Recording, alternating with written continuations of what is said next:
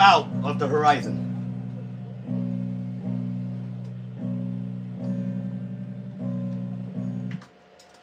Thank you very much, guys, for being on the show.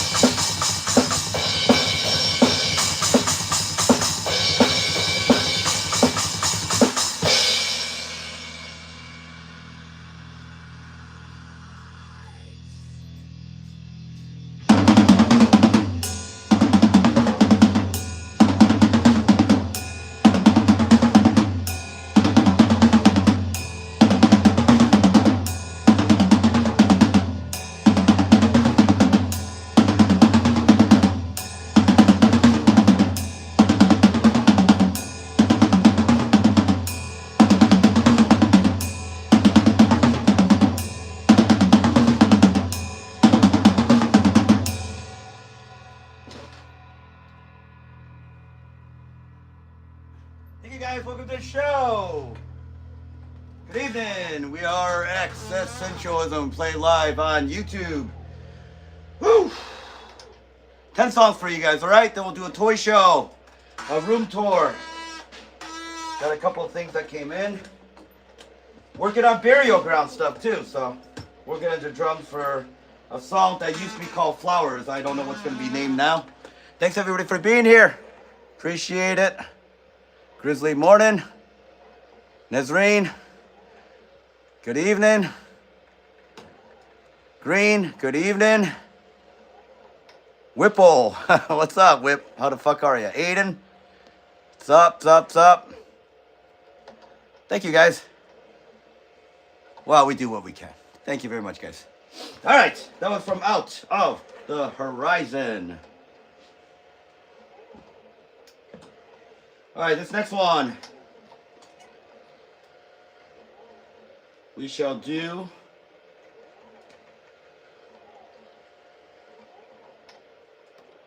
let's do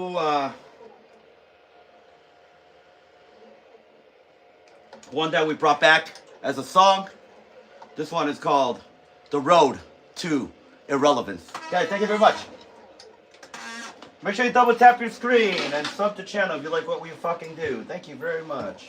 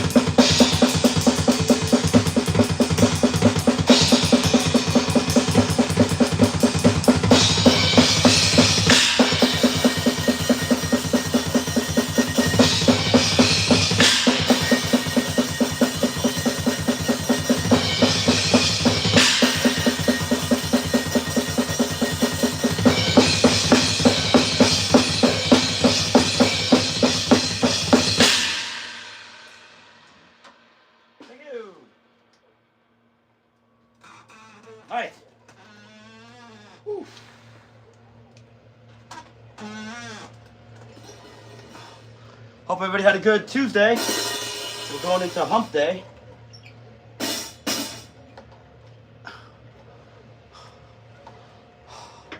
Remember to stick around we'll do a toy show afterwards. Hey, Lennon, what's going on, man?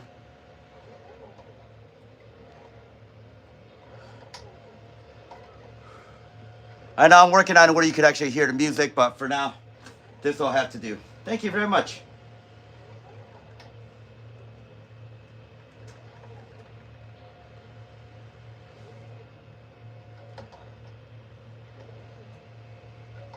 Let's do, let's attempt this one. Never played this one live since I wrote it. This is called The Plague of Humans. We are Existentialism and play live on YouTube. We play originals only, no covers. I am the drummer, singer, bassist, and guitarist. Hey, Chris. Since March of 2020, I've written 30 albums, working on album number 31. Morning, Jesse. We're going to attempt to play Plague of Humans. It'll be your first time playing this song ever on this stream. Thank you very much. Make sure you double tap your screen, guys.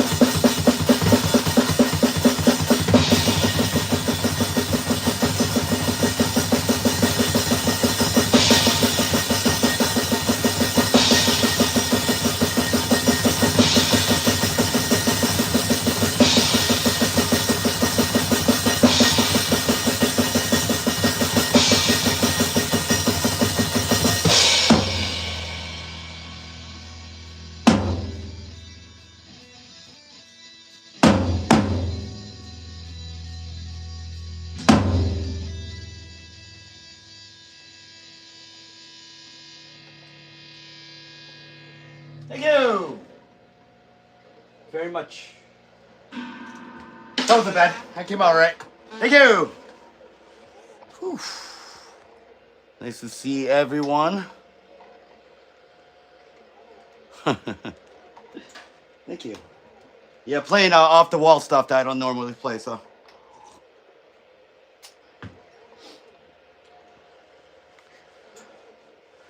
It's alright.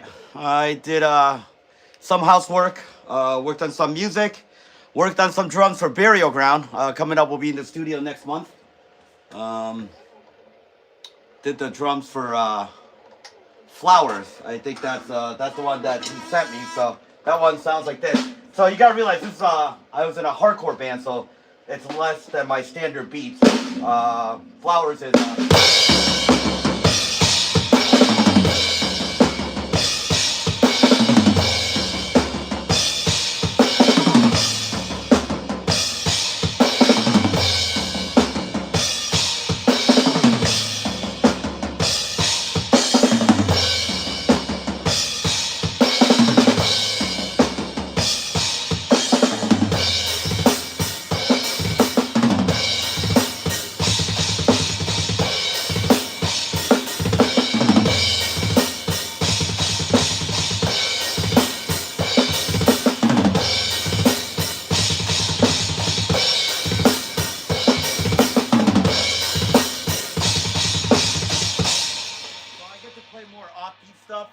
When I play with Burial Ground. That's a Burial Ground song that is called Flowers. It was played a few times in the 90s, but it was never recorded, and now we have a new singer. We'll be doing that, which is a singer, is an old friend of ours that we've been working with. So the guys wanted to kind of finish things up. So we will broadcast live when we are in the studio with Burial Ground on this channel right here. So make sure you guys check it out, all right? Thank you very much, everyone, for being on the fucking show. We got 7 more songs for you guys.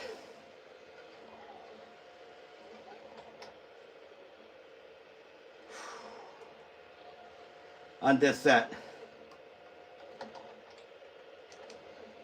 This one's called 228 Incident.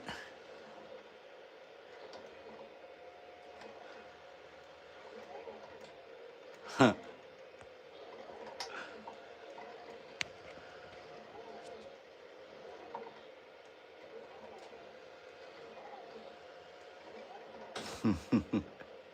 Well, don't burn the fucking house down, all right? Thank you very much, everyone. All right, this one's called 228 Incident. Thank you very much, guys.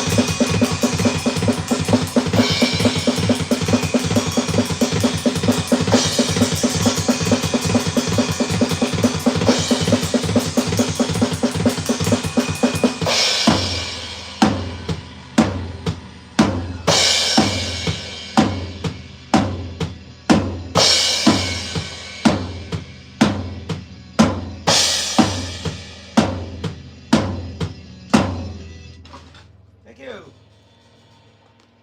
So I gotta fix my china real quick. Thank you very much, guys. Appreciate it. Thank you, thank you, thank you.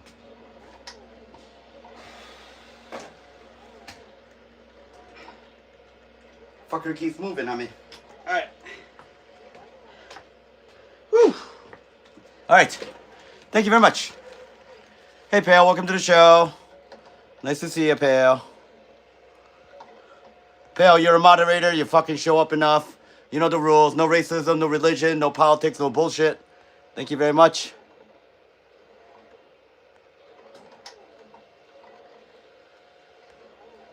Yeah, drums since I was 12, singing since I was 27. All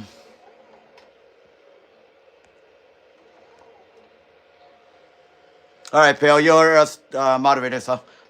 Singing since I was 27, guitar and drums. Guitar technically in my 30s, but I never really played it, so. Not until I turned 45, then drums and guitar, and then bass and guitar. So, thank you very much. Sounds good, Green. Don't burn your fucking house down. All right, we got 6 more for you, all right? Yeah, he's been coming in enough, so good enough for me. All right, as angels fall. Guys, thank you very much.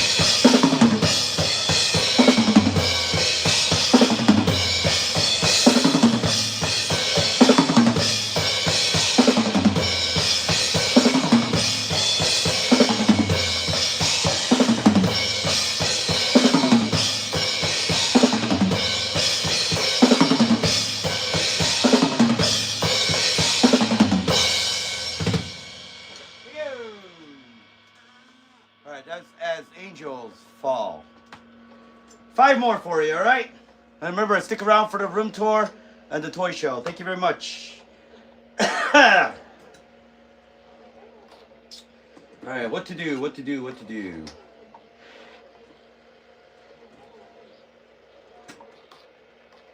All right, this song is called "From Those Woken." Opening track of Born from the Dead. Make sure you guys double tap your screen, and everybody for being here. Thank you very much. Yeah, nice to see you, Grace. Yeah, I don't think I saw you this morning. No, you weren't on this morning. You probably came on after I left, so. Green, thank you. Everyone, thank you. Vampire, thank you. All right, this one's called From Those Awoken. Thank you very much.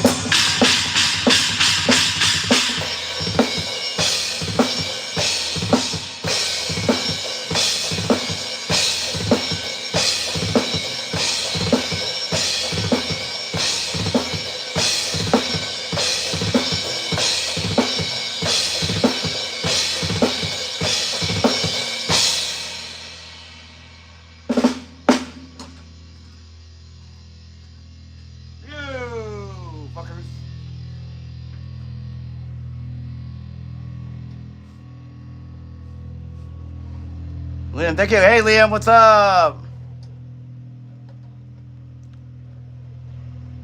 Grace, thank you. Grizzly, thank you. Green, thank you. Thank you, thank you. All right. Woo. All right, 4 more for you guys. Let's do...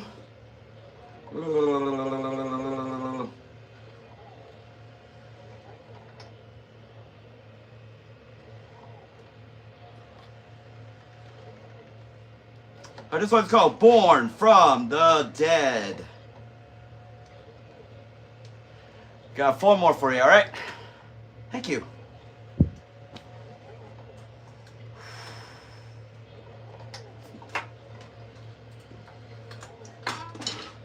From the album, Born from the Dead. This is Born from the Dead.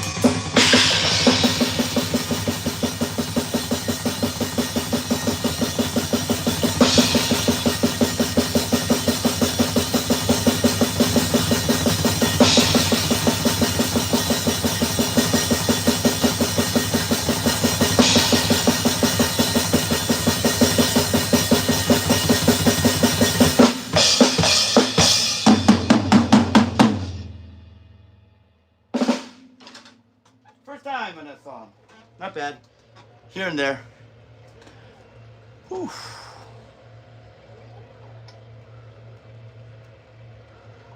No, no, no. Not Lombardo, not Hagelin, not Hellhammer.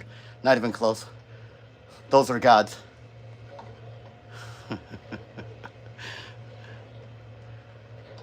Thanks, Viking. Guys, thank you. Nazarene, thank you. Grace, thank you. Pale, thank you. Whew. Whew, okay. All right. 3 more.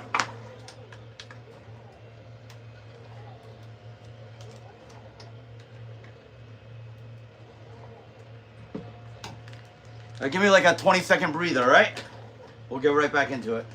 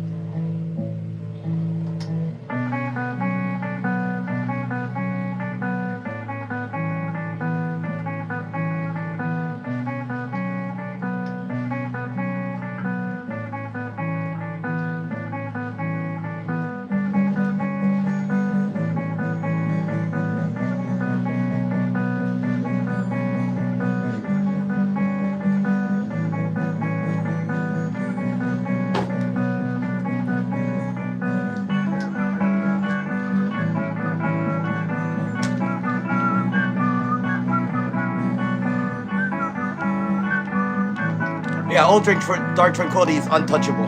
They're so fucking awesome. All right, Amir, Mordo, guys, thank you very much. You got 3 more for you guys. All right, thank you very much.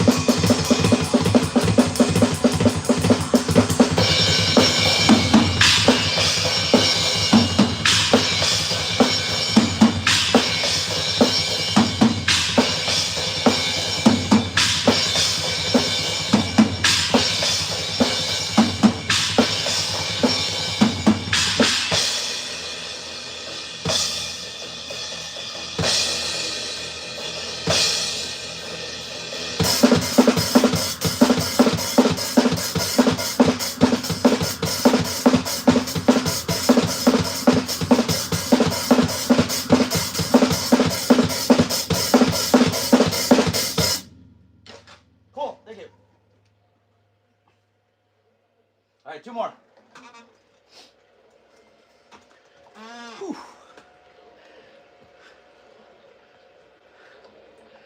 Yeah, it's called The Drum Show. Of course it's a little early.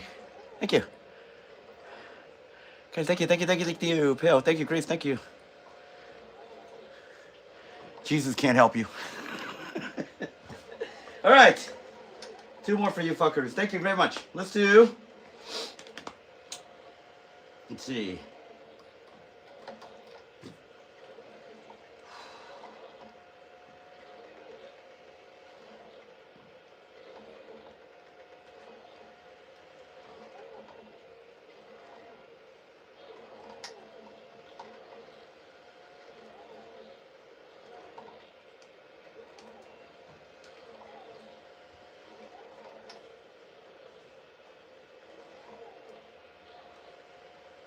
All right, never played this one before. We're going to give this a try. This is called Failed State of Empathy. This is the first time debuting this song on the show.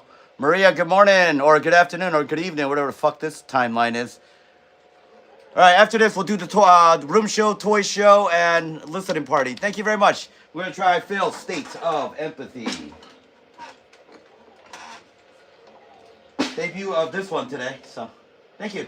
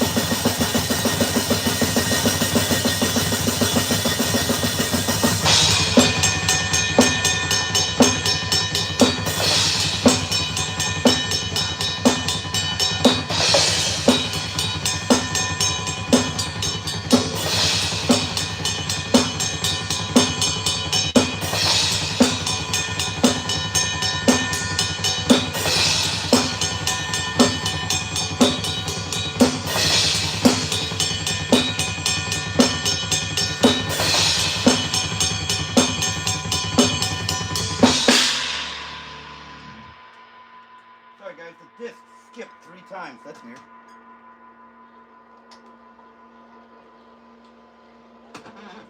Whew. All right, thank you very much. Hey, Stellic, what's up?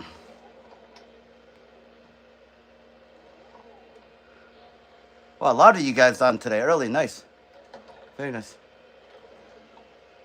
Whew. All right. What time is it? Somebody give me a time check, please.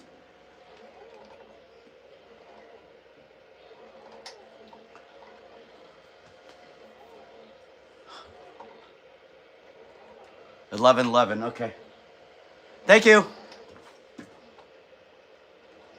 All right, let's do two more. Fracture Ideology and Fucking Dead, okay? Thank you, pal. All right, this one's called Fracture Ideology. Guys, thank you very much.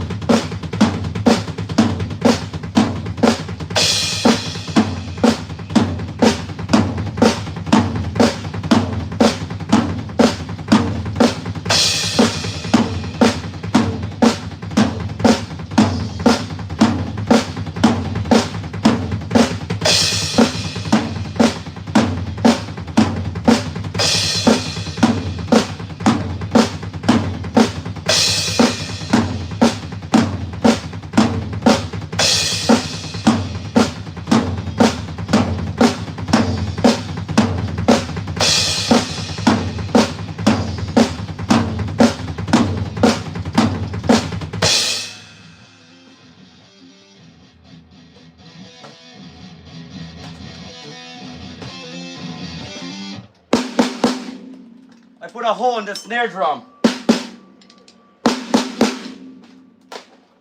So I gotta put a new head on it for the next one. So this drum head's dead. But I'm gonna still play Fucking Dead with it. Yeah, there's a big fucking hole in it. I think I get a new drum head, so I have to change the drum head, but not right now. I'll still play Fucking Dead for you guys, alright? And then we're out of here. Stick around for the room show and the toy show. First time to put a hole through a head on a show. Usually I do it when I'm not on the show. Oh, look at that, guys. Big fucking hole through it. Oh, well. Fucking Dead. Guys, thank you very much.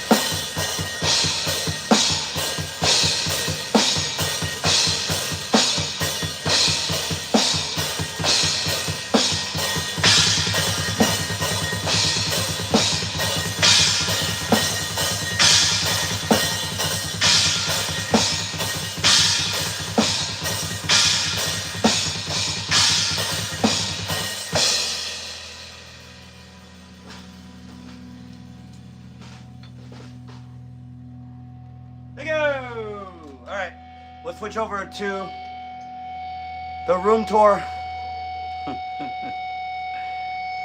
What's up, Bean? I put a hole in my snare drum. Dead, folks.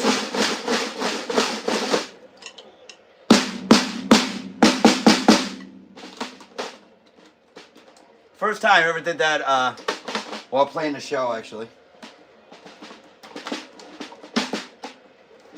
I guess we really do hit the drums too loud, too hard. It does have two uses, but I wouldn't recommend sticking your dick in here because it's very serrated. It might cut your dick off. Luckily, I bought another drum head, so. But I'm not gonna do that tonight. But just so you know, here's my new drum head. Ooh, look at that. Ooh, oh, it's got the Evan. Oh, it's the dot. Oh, ooh. Okay, all right. Stop your pre-ejaculation. Guess what I got to look forward to tomorrow? All right, let's convert the room over. Those of you who've never been to the room tour and then the toy show. Thank you, you fucks. You dirty bastards.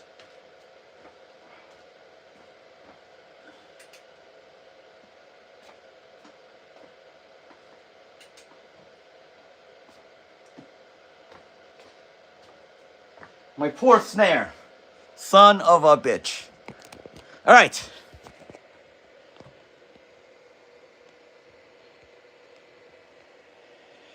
All right, so here's my snare. That poor fucker. Oh, well. Look at that. Oh, yeah. Oh, I am good at beating it. Goddamn right. Beat the fuck out of it. That's right. I need to take that snare apart before going to the studio anyway, so. I know. Anyways, this is the Mapex Saturn series. AAX, HHX. It's got Splash, 2 Chinas. The China is a bright AAX. That's a regular AA. The splashes are HHX. The top is AAX. That is AAX Explosion. That's a HHX. My favorite symbol, ozone. It's got a fucking O in it. Oh, too late. None of you ladies get off on that, all right? Catton, you're too young to know about what about fingering, all right? You got to stick to your yeah, whatever that you want to call it. I don't want to pollute you, kid, because I love you to death. Anyways. That is the AAX metal ride. 2 floor toms, 18 and 16. Regular toms are, I believe, 9, 10, and 12. And then that is actually 14. No, that's 16 and 18. 2 bass drums, both 24 inches. Not my dick, the bass drums. Well, I'm holding up. All right, this is the half stack that you guys see. That's the crate half stack.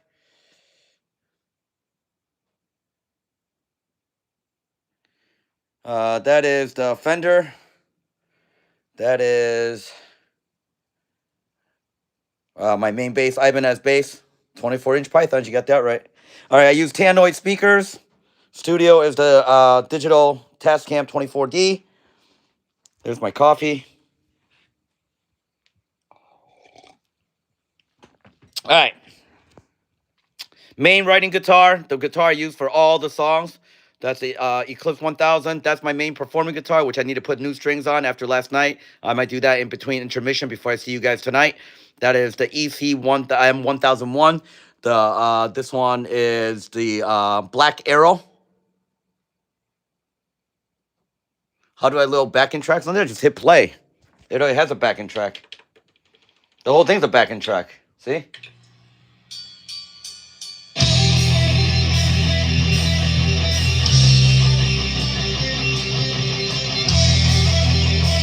It's already preloaded. Anyways, that's the Black Arrow by LTD. All digital. This is my Gunslinger 2. A lot of these guitars I don't use live because the ESP is more comfortable than all the other guitars. Kiko guitar, Megadeth. Signature series. By the way, most of these guitars, if not all of them, are donated. I have a very well-off friend in Florida. We've been best friends since college. He's an accomplished guitar player. Sends me all his guitars. Doesn't even look like he played these fucking things. That's a Schecter Diamond series. Those two are also his. This one is my starter I bought for myself. My Jackson V. This one is LTD. This is a one solid piece. Fucking heavy as balls. This is the 400 AT LTD. ESP is my favorite guitar, if you haven't noticed. That's the acoustic.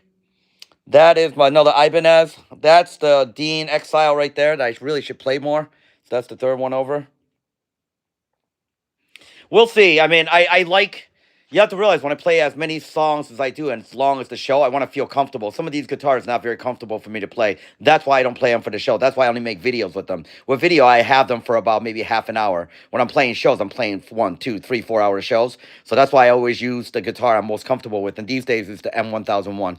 That's the ESP 200 Existentialism guitar. The last artwork, it's etched in right here.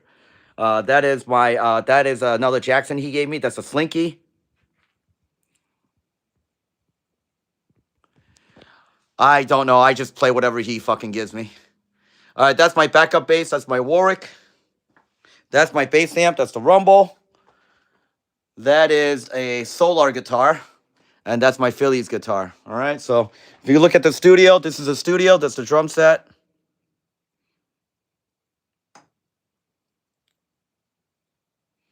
With a hole in the fucking snare that I gotta fucking take care of. God damn it. And then from the front, looks like this. That's my pride and joy.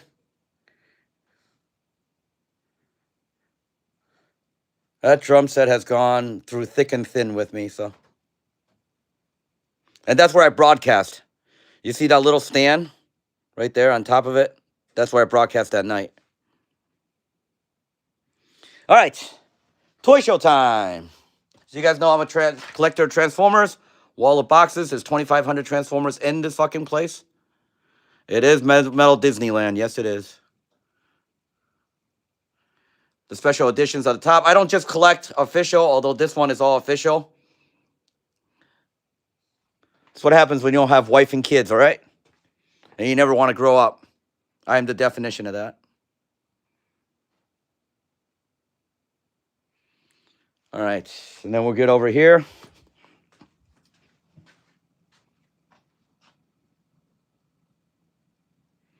You're so behind, Catton. I mean, my Bruticus display. I mean, this one is the newest one.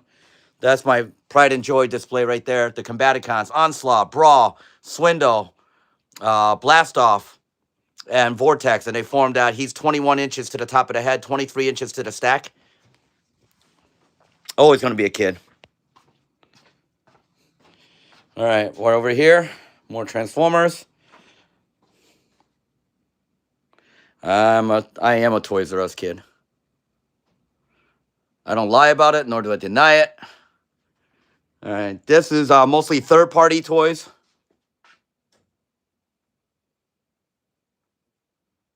Yeah, the Age of Prime is okay. He looks kind of fat and stupid, but he's good for fun for collecting.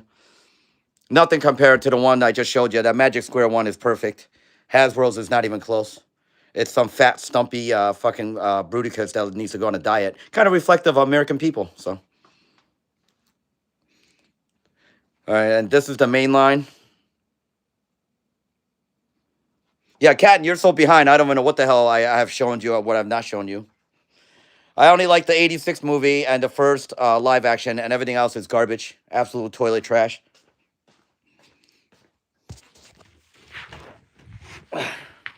All right, this is a Beast Wars collection.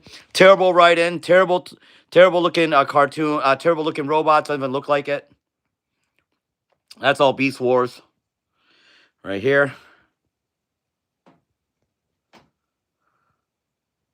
Yeah, I gave the first movie a 7. I thought that was decent. I gave the second movie a 2. Gave the third movie a 2. Gave the fourth movie a 2. Gave the fifth movie a 2. Gave Bumblebee a 5. Gave Rise of the Beast a 2. Garbage. Absolute fucking garbage.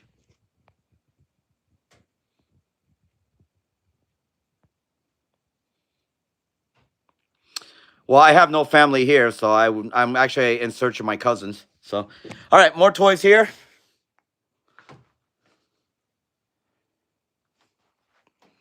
And then this is my only non-Transformers. That's Star Wars. Marky Mark was shit. The entire cast was shit. It was all garbage. The girls were hot, but who cares? I'm not there to see fucking girls. If I want to see girls, I'll go on Pornhub. Don't need to really go to a fucking movie to see people portraying 17-year-olds. What am I in the fucking Republican Party?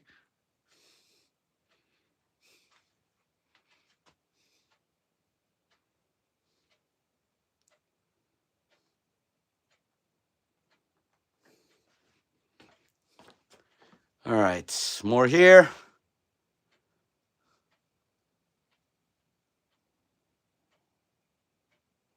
All right, and then we'll get to my side of the room.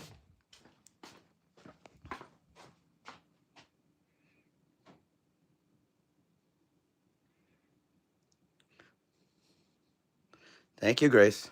Thank you, guys. And yeah, Catton, I mean, this is the main line. I mean, this is Devastator, and he looks like he needs to go on a diet. I have him. I mean, I play with him. He's fine for what it is. There's Superion. Nice, Catton. And that's Superion. That's mainline. And they both look like they need to go on a diet, but that's okay. And then there's Bruticus. That's the... Show you the difference. Those things are 15. And this one is 21 inches. 23 stacked to the top. This is the best Bruticus out there.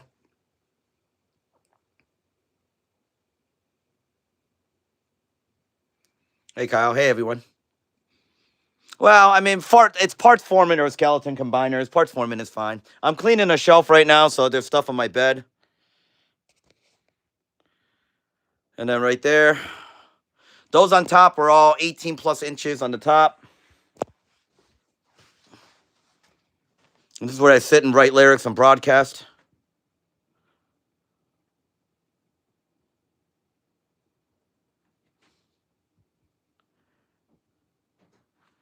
There you go. I'll give you guys a tour of upstairs. There's G2 Dinobots there. One of the best Beast Wars one, made by Transart, Dinobot 2.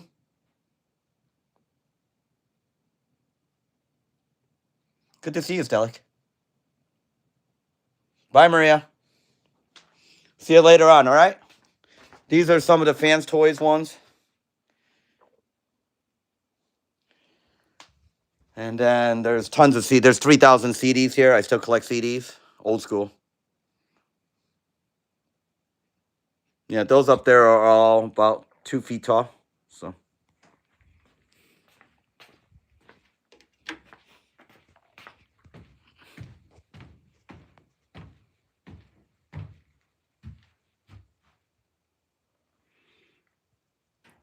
You did, Kyle. Why are you gray again, Kyle? Did somebody make you gray, or do you have another account? That's your other account, I take it. Yeah, drum show is 10 to 11. There's my snowboard. I'll be riding that in a few weeks.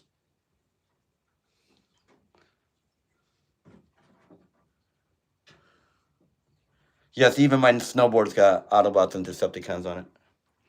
It's a Never Summer with flow bindings because I'm a lazy snowboarder. And more Transformers up here.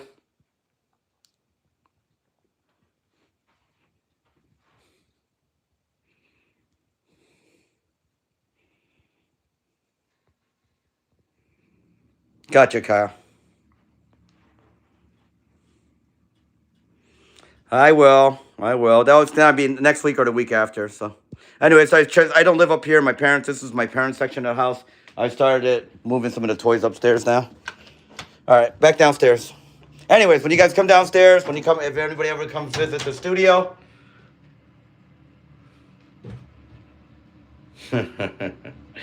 Thank you, pal.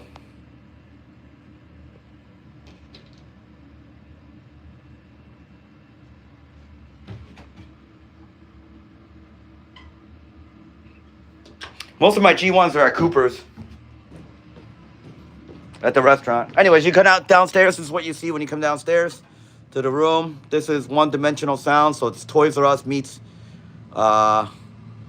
Meets Guitar Center. Guitar Center's back there.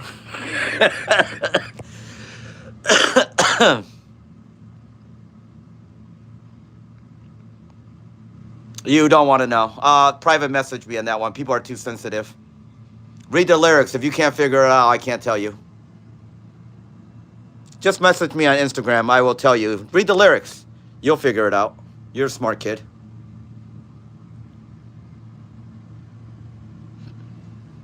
Yeah, people are too much of a pussy. That's why I said no politics. Because most people who are political has never done history. Just like Christians. Most of them haven't read the Bible. So in order to refrain from me having to have a meaningless argument about it, I don't get into it with them. People don't realize my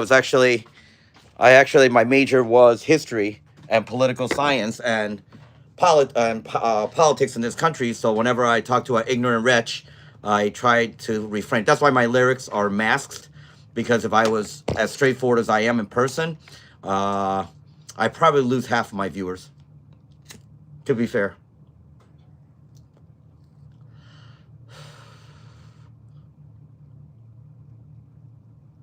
Yeah, DM me. I'll tell you on... It doesn't matter what you are. My father was a hardcore Christian. I have nothing against them. I just hate when they come to my show and force their religion on me.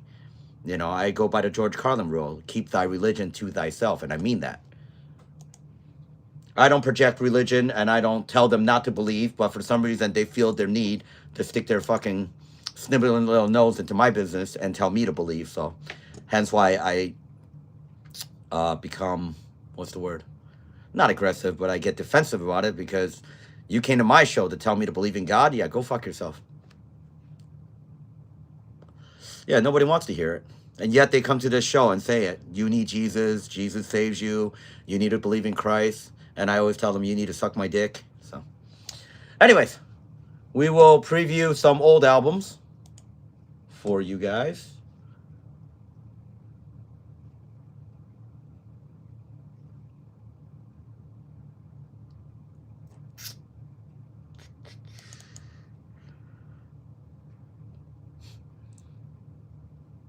It's a display stand that spins.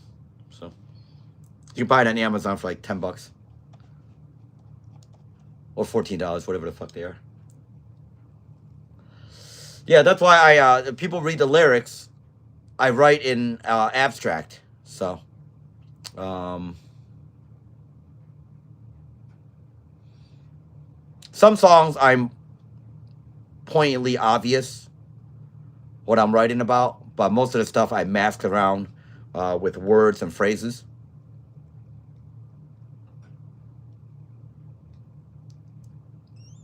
Jesus does go for $9.99. I was raised Catholic. What do you think I got the name Thomas?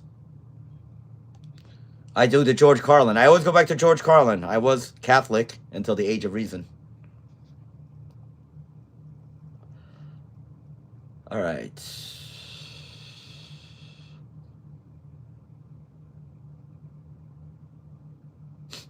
That's because the church is rich, son.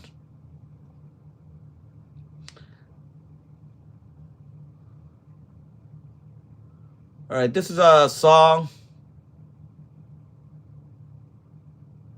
This one I'm currently redoing. This one's called Planetary Exit. This is from the BR 1180. Put it this way, okay? With all the shootings, tsunamis, earthquake, people dying, famine, poverty, diseases, and people are still saying there's a benevolent God that loves us. Good luck.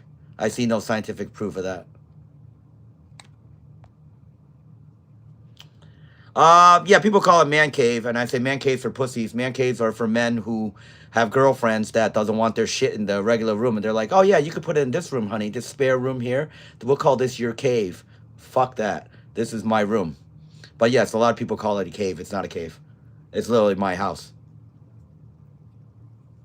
I leave that for the pussy whip boys that let their women run their lives. Anyways, this one's called Planetary Exit. I'm currently redoing this one.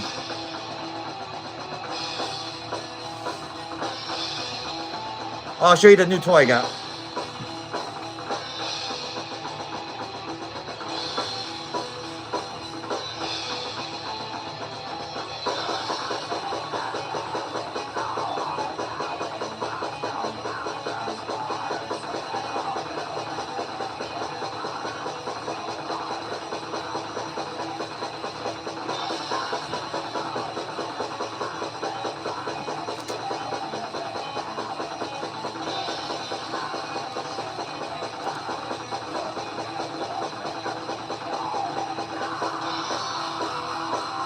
Attaboy. All right, this is Tiger Hawk. This is Mainline. And they repainted him to Razor Claw. So, this one I picked up today. This is from the cartoon.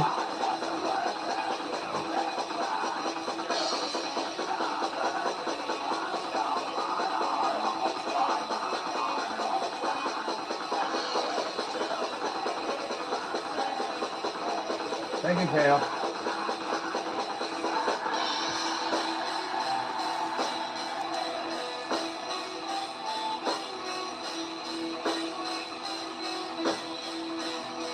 This one I'm redoing. There will be a lead here. This one was done in June of 2020. June of 2020.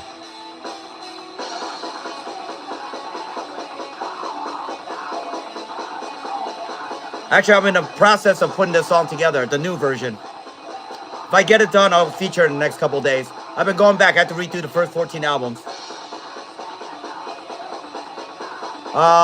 Yeah, there's album covers. There's my friend Tracy does all the covers.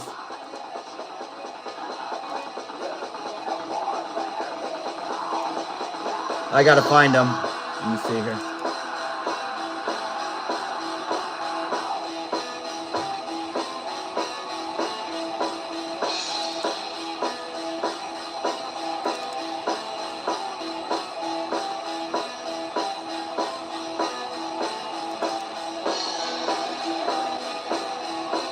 Here, I'll show you. This is Dethroned to Apocalypse.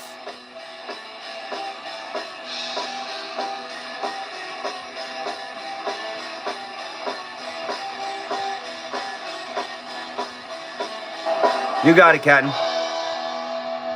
I'm going to try to aim around 3. I got a few things I got to do. All right, so that's Dethroned to Apocalypse. And then, let me see here. How do I get to the next one? Nope. Okay. Well, alrighty then. I'll show you the album covers first. So that's Dethroned to Apocalypse. All the metal albums are all black and red, and it's all demonic and this and that. I'm so tired of the cookie cutter album covers with the same artwork. You can't figure out what the fuck you're looking at. So I keep mine simple. This one's Fallen Kingdoms. You see the theme. Existentialism, this, and then there's an icon for the album. This one is Fear Me Paradox.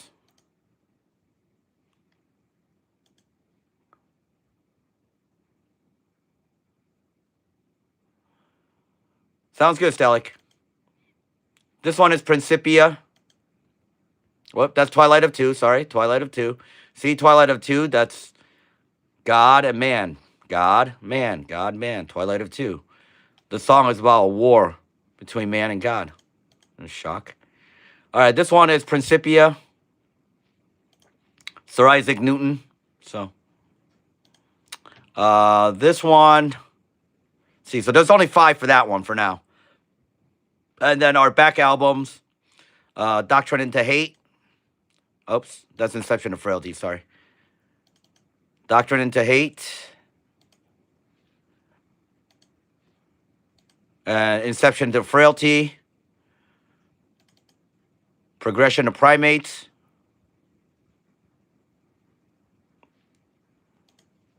And then Inversion Evolution. Actually, my sister developed this. She started with the Doctrine, and these tribal parts here dissipate in the next album. It dissipates, and then it forms the monkey head on this one. And then Tracy finished it up as my sister passed away, and then the monkey head starts breaking up. So that's the 4 album concept of it. So.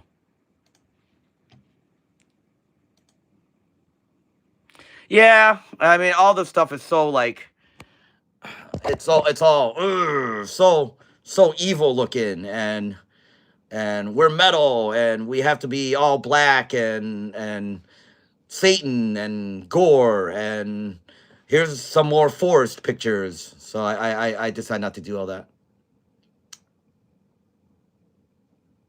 Cool. Yeah, so I decided not to. And actually, this shirt that's no longer in print has all these. See, it has Dethrone, Principia, Twilight, Fallen, and Fermi Paradox. Tracy's been busy, so she hasn't had time to do them. She did 5 so far out of 30, and I'll get her to do more. So everything takes time, you know. All right, so that was Planetary Exit. Here's another one that I'm doing.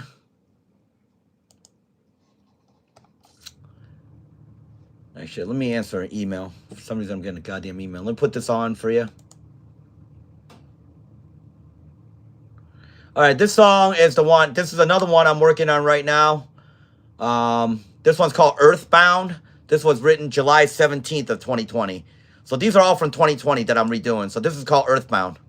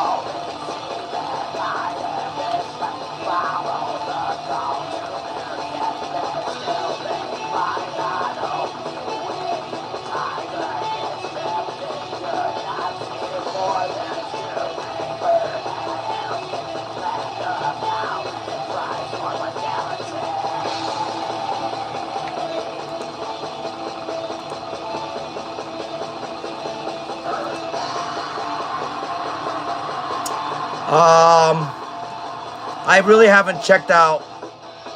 I really haven't checked out many bands after 2010. The problem with that, Grizzly, is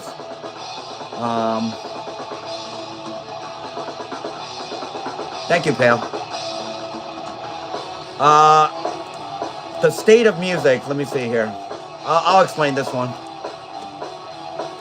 The problem with the state of metal is they all go to the same studio. They all use the same sound replacers. They all use the same guitar tones. They all sound alike. It's all marketed. Nobody supports any kind of digital albums and stuff like that. I can tell you that right off the bat. I've had my Bandcamp on there for about 4 years. Only 4 people bought albums, which I don't give two shit about. I play music because I can. I play music after work because it's stress relief. And I play music because I've been playing since I was a kid. I don't rely on any other members. I don't rely on a record label. I don't rely on distribution. But unfortunately, people have to put food on the table. After 2010, most bands use the same studio, same producers, same guitar tones. And they're all very talented, but they have absolutely no style of their own. They're playing what sells. Like right now, the latest trend, and no offense to any females out there, is getting a female screamer that sings clean and harsh, and there's a billion of those fucking bands. All the bands sound alike after 2010. It's all meshed together. I stick with the ones I've been listening to since I was a kid that have progressed along, you know, bands like Fintroll and stuff that still released albums. I find the music industry tiresome. I find most of the fans are disingenuous. How's that? They're just no authenticity. There isn't any because it's about making money. They have to put food on the table. I put food on the table because I work my balls off as a bartender. I do music because people have beers after work. I play music. That's it. There's no other reason I do this. I don't make a fucking...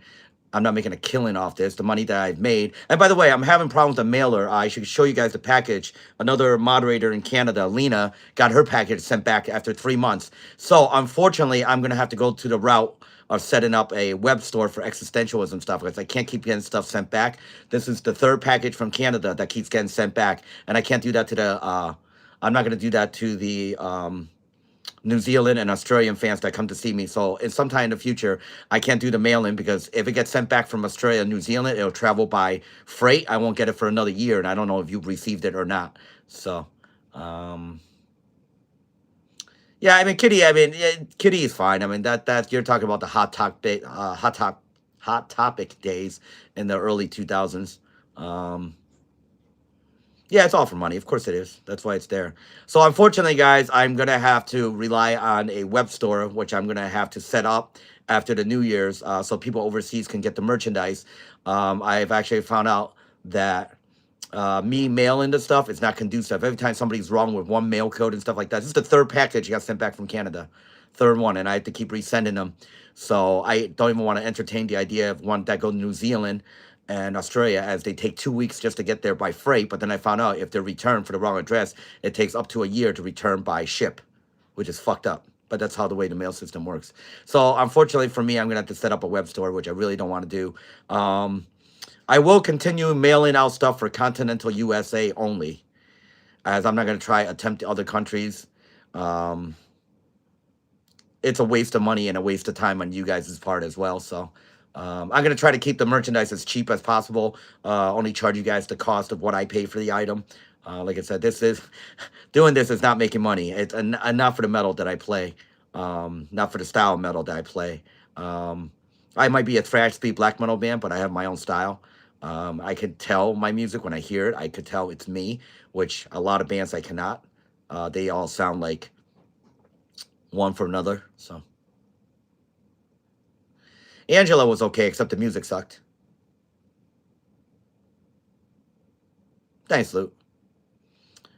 Yeah, the problem with once Angela got into the band is the music suffered. I mean, to the point where Chris Ammett, I've talked about it, he left his own brother's band. You know, Mike Ammett makes 6 figures a year and doesn't need a job, and his brother didn't want that because the shit that Mike was turning out was absolute garbage.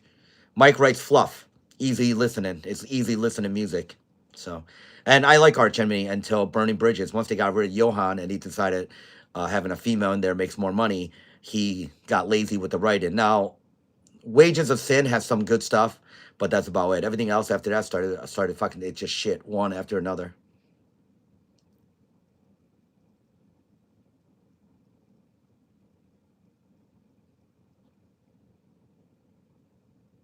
Well, whatever the reason, it's fucking garbage, Grizzly. Whatever the fucking reason. So I'm just gonna set up after New Year's, I'm gonna set up a web store and let people buy from there. And I was gonna announce that when I saw the Alt District in New Zealand, because I just got Lena's package, who I sent to Canada 3 months ago.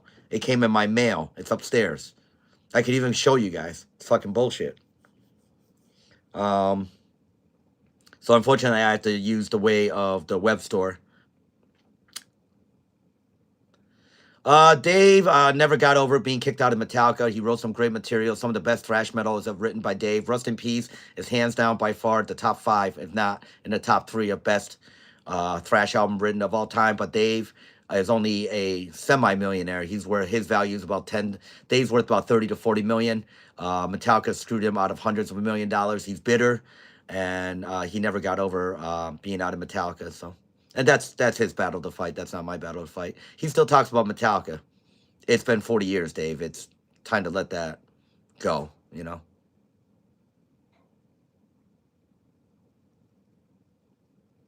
Well, that sucks. For you, Grizzly, that sucks. So, yeah, I have no problem with what Dave created, but he's just been holding on Metallica for all these years. So, some people can't get over things. All right, let me grab my coffee. All right, anyways, let's continue on. This is still Earthbound. No, this one is... Yeah, this is Earthbound.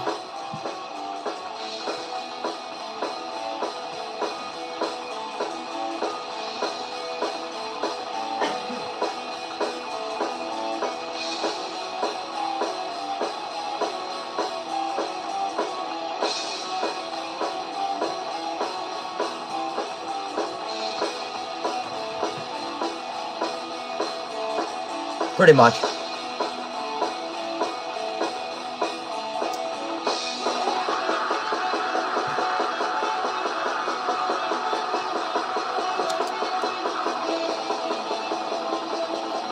So So this song is going to get a facelift as well. This is called Earthbound. It means we're stuck on this fucking planet.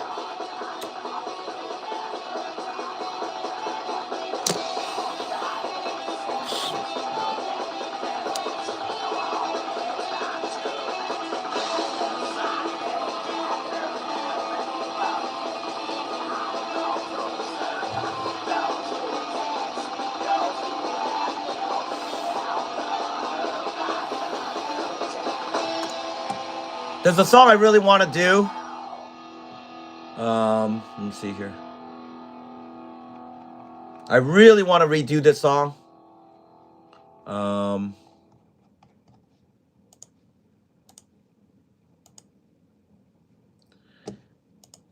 This one is called, let me see here.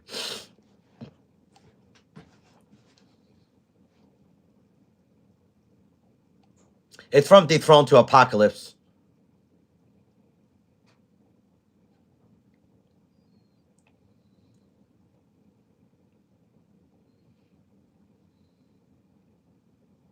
This one's called The Path Silent. This song has so many. This was written March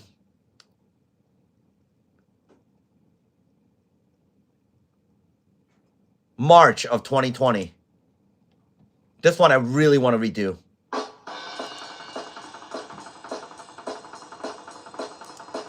This one's got really cool middle. Very different than what I write.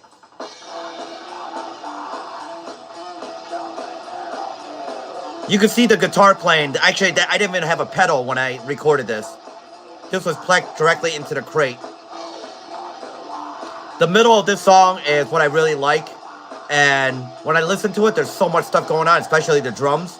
So I'm going to have to recreate this and then put music back over it. Nothing will be changed about this song. I'm not adding a lead or anything.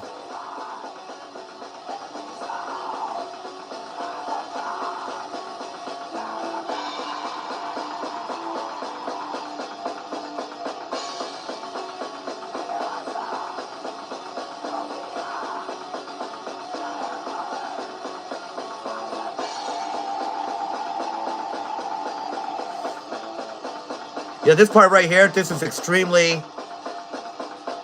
I love this part right here.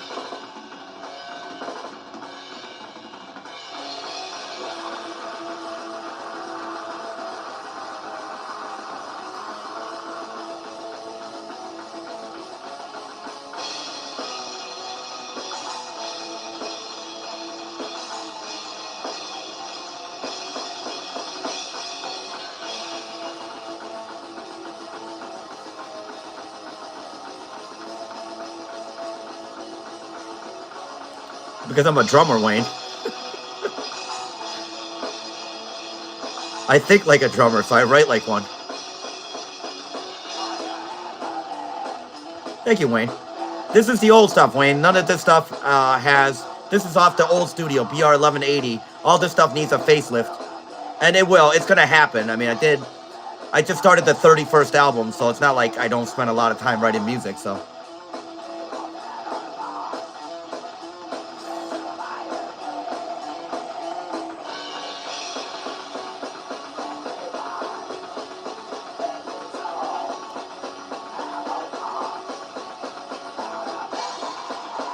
It helps being self-taught, too.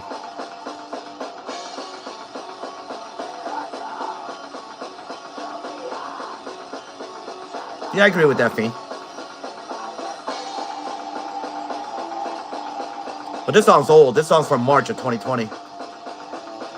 One of the first songs I've written, actually.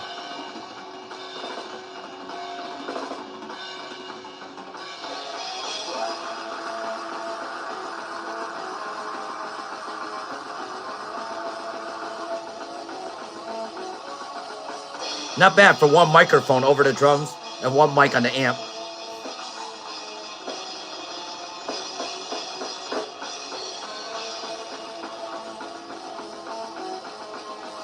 Yeah, I do too. I'm kind of biased. I like the new stuff, but I like them both. I'm not one of those guys that won't play anything old. I never forget where I came from, which a lot of people do, not just with music, but in life. I don't live in the past. But I always take a look once in a while to see where I came from. Oh, none of this stuff. This stuff is all getting a facelift. This is only me. I'm not posting any of this stuff. This is too unprofessional. There's not even any bass in these. It's just 2 guitars, a voice, and drums.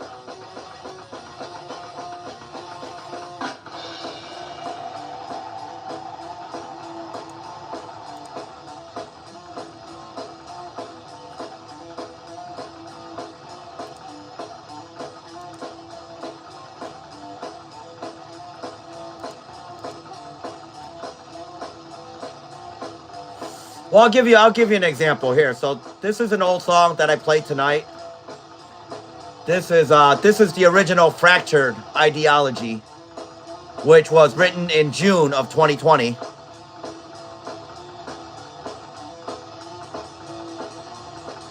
So this is the original Fractured Ideology.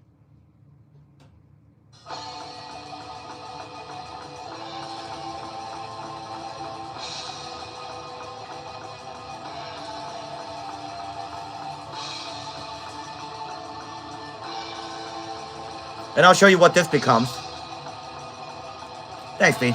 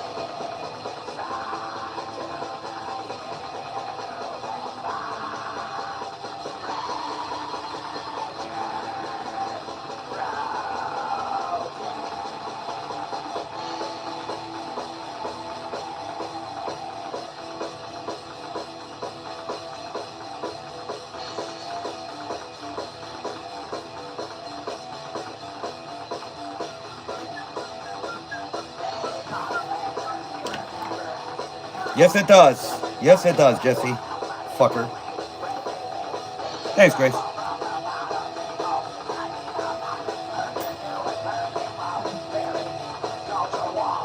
It's the Cooper's beer mug.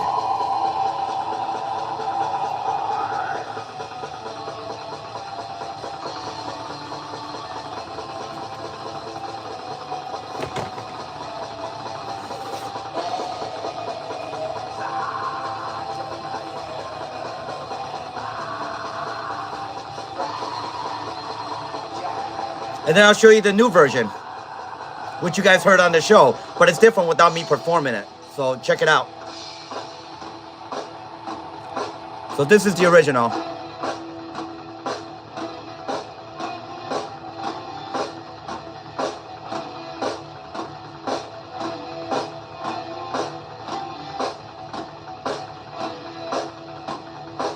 Yeah, I mean, you'll see, Wayne, when I give a facelift, the song's more full, it's got bass. My guitar playing got better. Obviously, if you practice, you know, I have 17,000, 18,000 hours in. Thanks, Chris.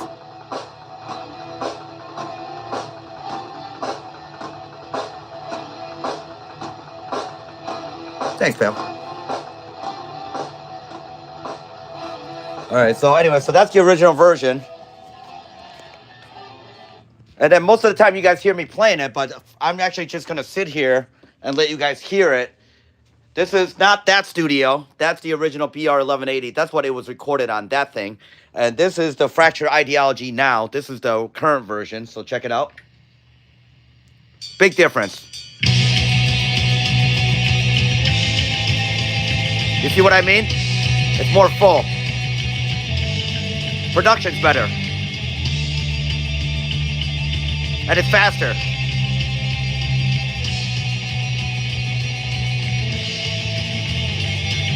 Yeah.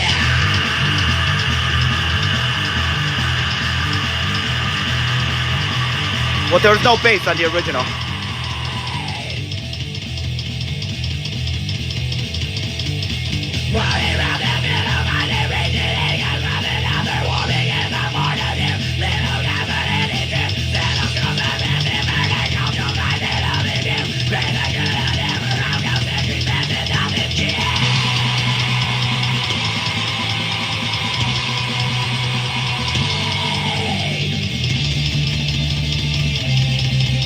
I remixed it, yes, Kyle.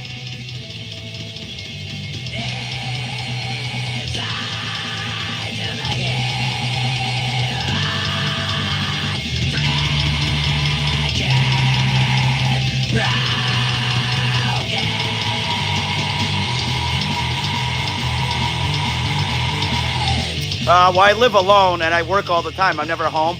Maybe $70, $80.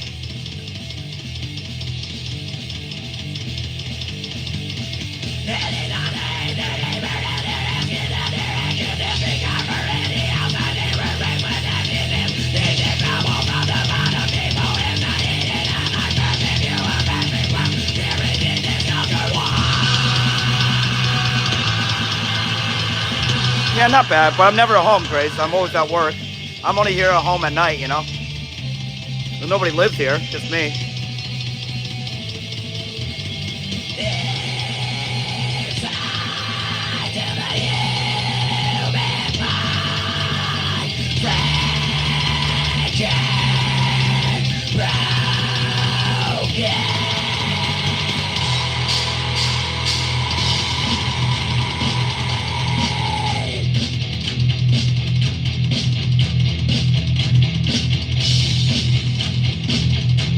I drew out longer before I go into the harmony on the new version.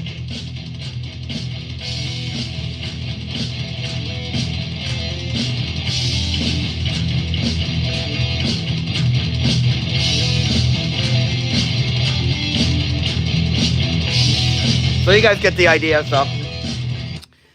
For those of you who were in the studio earlier, this is the studio. That's the EC1000, my main writing guitar, my main performing guitar, LTD M1001, Black Arrow LTD, Gunslinger. All these guitars are gifted to me by my best friend of many years. The Ibanez Kiko guitar on the right, Schecter guitar.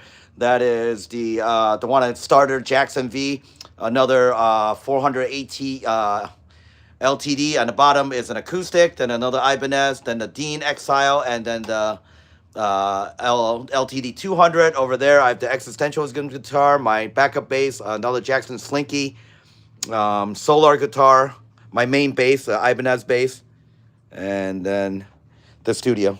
So I'll give you guys one more of that, and then I'm gonna leave around 12:30. I got a few things to do around the house, and then I have to get ready for tonight's show as well, which I'm working on opening track to album 31. You guys might have a new song by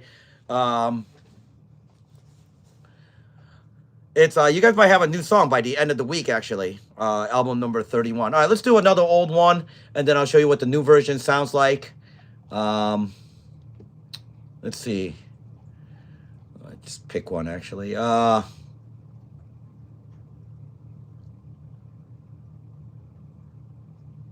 see what's on here. So many old stuff that I haven't re-recorded yet.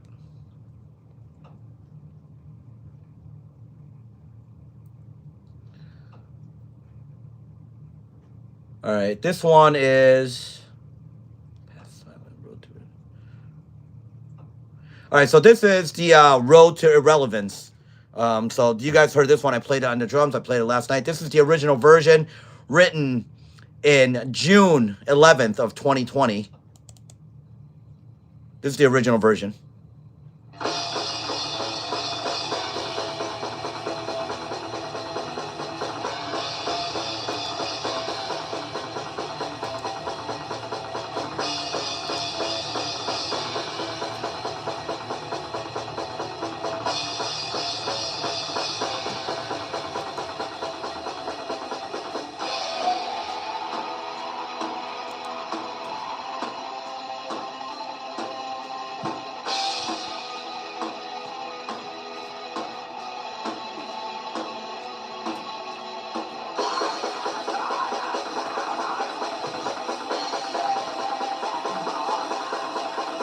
Now, the middle of this song doesn't have a lead. The new version has a lead. So I add, when I redo a song, if I think the version needs a lead, I'll add one. If it doesn't, I won't add one.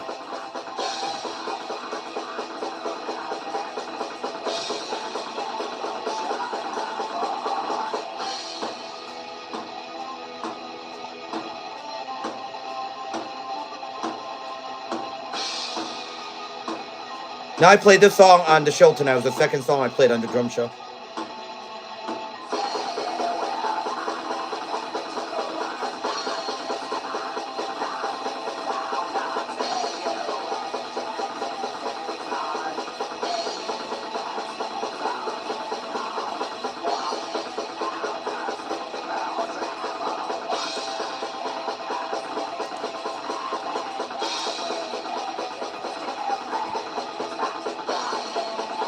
So right here, after this part, I added a lead on the new version, which I'll show you guys in a second. But the original one doesn't have a lead.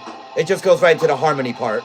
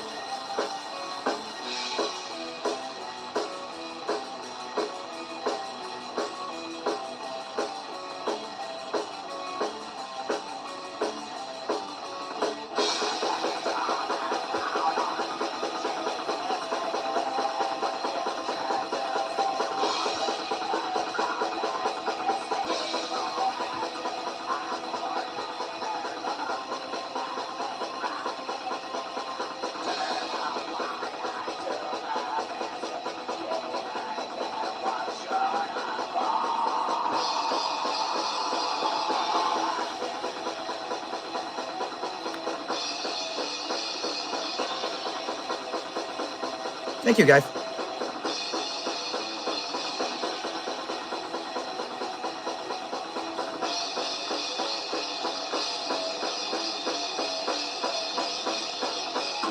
All right, so that's the original version. And now the new one will have a solo in it. And like I said, you guys have heard this one on the show, but let's see here. Now you get to hear it. This is actually where I sit to write all the music, by the way. I still sit on this drums to write all the music. All right, so let's see here. Make sure I have the right disc in. Everything's recorded on a 32 digital.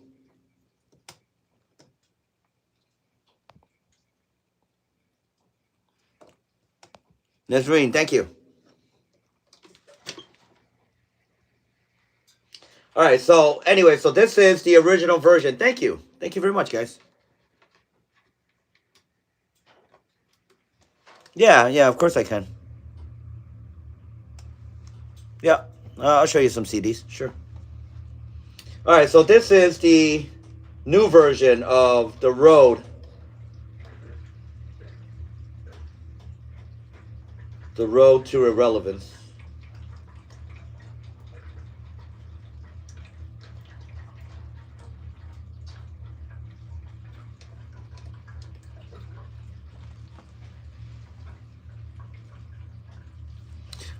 Trial and error, as all the instructions on and plus I've been in music all my life, but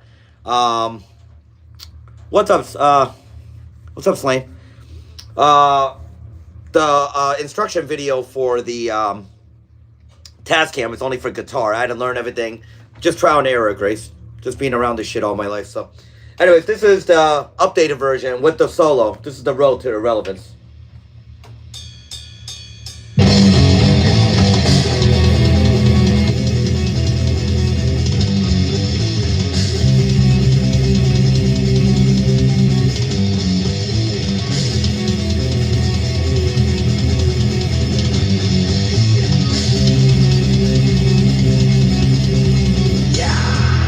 My singing got better too.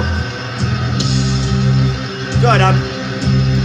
You haven't been here, Slane. On these shows, after I do the drum show, I feature old material written in 2020 and 2021 and show people the modern update version of it. So we just listened to the old version, the Road to Irrelevance, and now we're listening to the updated version.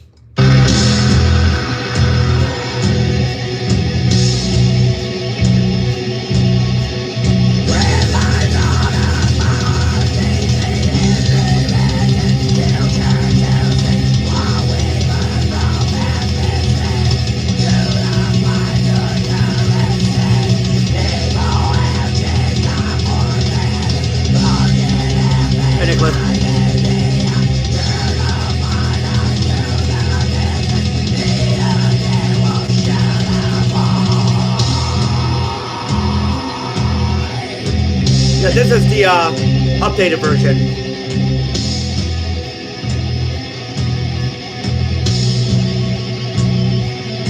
Grizzly, thank you.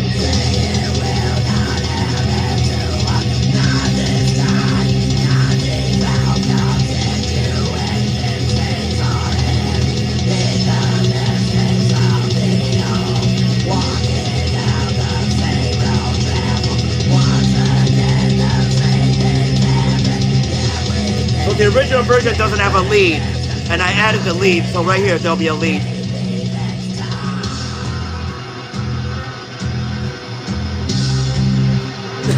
Right here, here's the lead.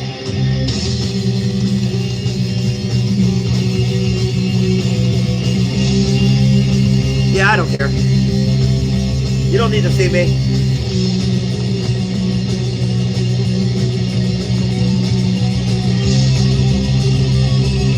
Worknocker. Worknocker.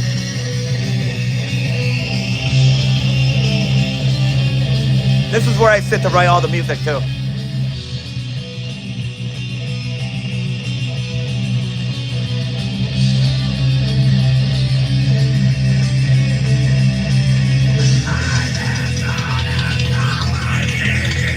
So you guys get the idea. All right, I'll show you some of my CD collection.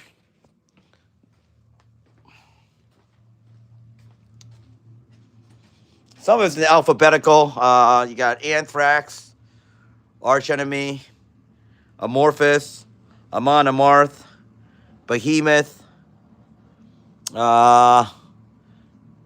Then over here you have Bruce Dickinson, Bolt Thrower, Black Star, Black League, Borknagar, Cradle of Filth, The Crown, Cannibal Corpse, Carnal Forge, Cronian, Ceremonial Oath, The Chasm, Dark Tranquility, Death, Diabolical Masquerade, Dissection, Dimmu Borgir, Dismember, Dissection, Dead Silent Slumber, Devil's Whorehouse, Dimension Zero, DRI.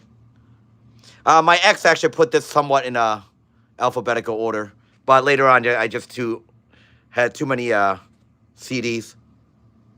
Thanks, Wayne. Dying Fetus, Dark Throne, Dom Heinsgard, Dying Fetus, Entombed, Eucharist, Eternal Autumn, Emperor, Entombed, Epoch of Unlight, Chrome Division, Eternal Tears of Sorrow, Dawn, Ensiferum, Exodus, the Eucharist and Entombed again, Imperium, Forefather, Fintrol,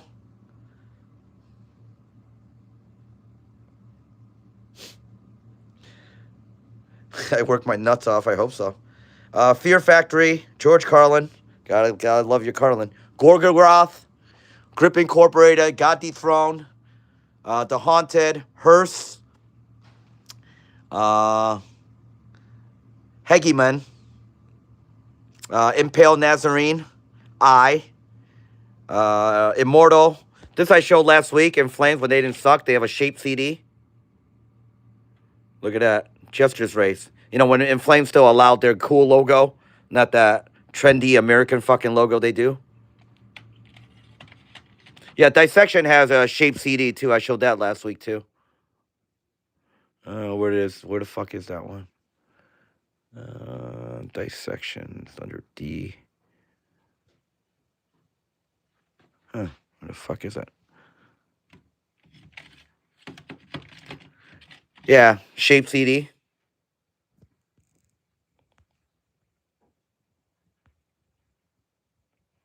You sure can't. So another shaped CD. All right. Put that back. Where the fuck is this thing go? So many goddamn CDs. What the fuck? I should look at this collection once in a while. I don't though. All right. Let's see. God Dethroned, Grip Incorporated. All right. Hegemon, Immortal, In Flames.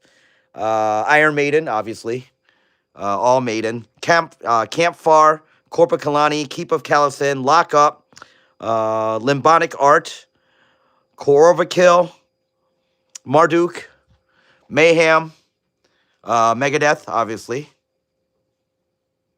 Metal Church, Moon Sorrow, Merkskog, Misfits, Morbid Angel, Menhir, Mythian, Neuraxis, Necrophagiast, Napalm Death, Nagafar, German Nagafar, Swedish Nagafar. There's two fucking Nagafars. Nephilim, Noctuary, Nightingales, Nocturnum Mortem, Norther, Opeth, when Opeth didn't suck a big fucking dick, Old Man's Child, Ophthalmia, one of my favorite bands in the world, Ophthalmia, Origin, Overkill, obviously, and all my Overkill CDs are signed. Every Overkill CD is signed by either Dee or Bobby, so every one of my Overkill booklets and CDs are signed. Every single one. It's nice being friends with them, too. But, yeah, if you look at every single one, you can't tell the signature on there, but, yeah. Let's see. All right, Overkill.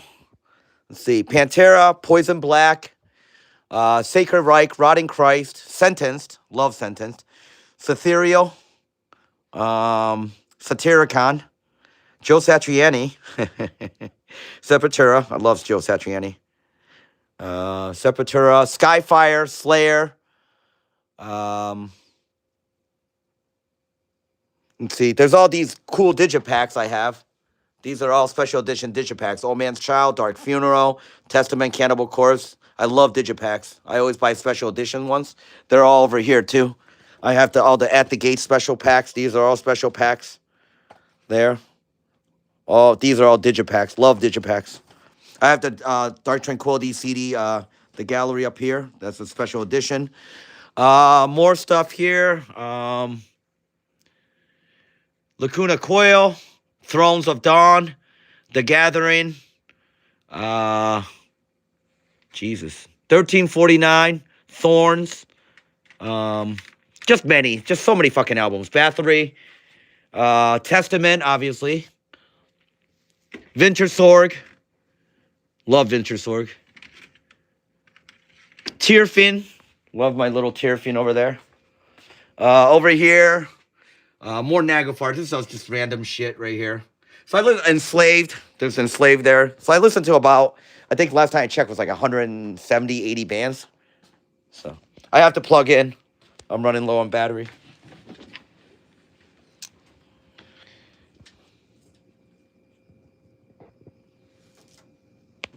That's all right, Kyle.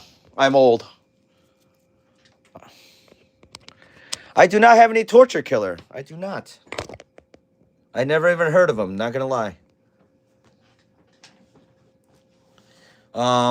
There's like 3,000 CDs over there.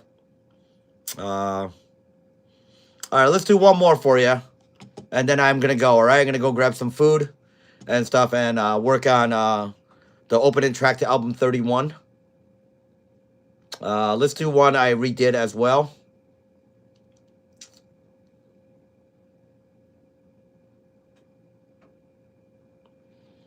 I've been a metalhead since I was 13.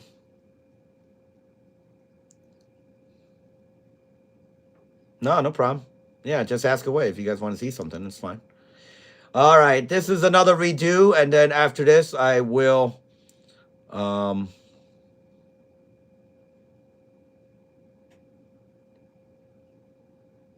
Nice. All right, this is the original version of Into the Sun.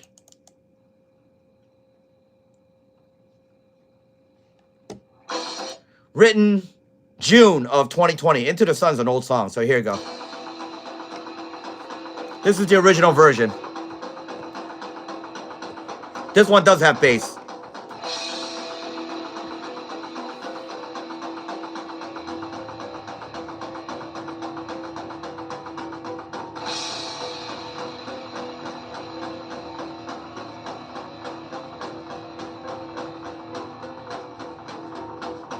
I found Iron Maiden at JCPenney's, a shirt, and I never looked back.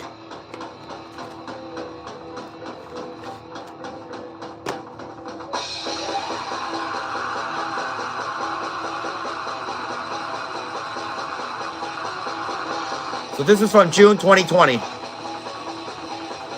Thanks, Fiend. I appreciate it.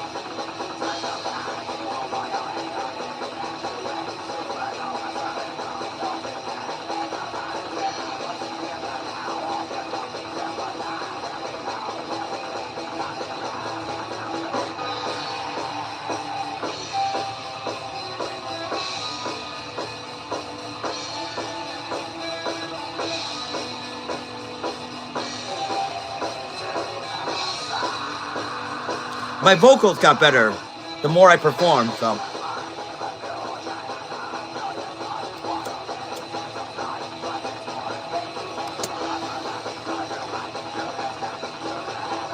I'm 50, so makes sense.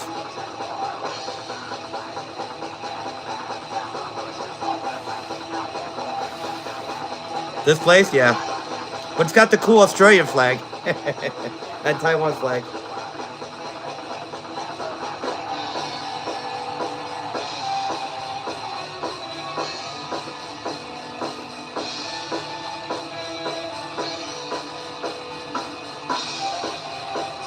My CD collection, it would take up to a year to listen to it all. A week. A week. Do you know how many hours are in a week? 168. It would take me a year to listen to every CD in this room. When I get to New Zealand, I will. That flag's from 1999.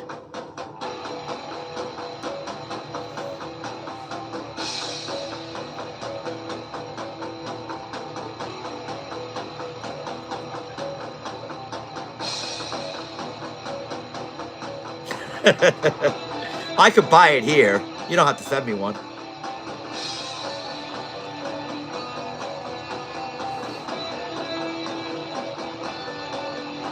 Yeah, if I listen to every CD non-stop, Kyle, it would take me a year to listen to that entire wall. There's 3,000 CDs on that wall. And I still collect CDs. Of course it's made in China. What else is it made in China?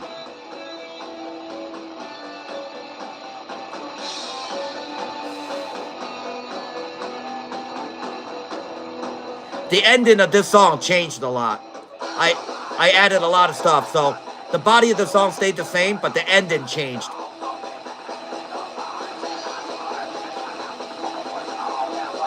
Yeah, just a little bit, kid. Yeah, you'll notice the ending is very different on this version when we get there.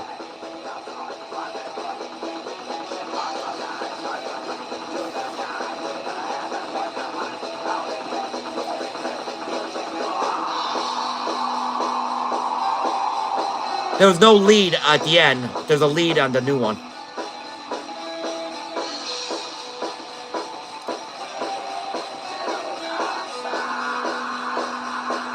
My vocals weren't there yet. They were, but they weren't. Because I hadn't sang in 10 years. So, thank you, Nicholas.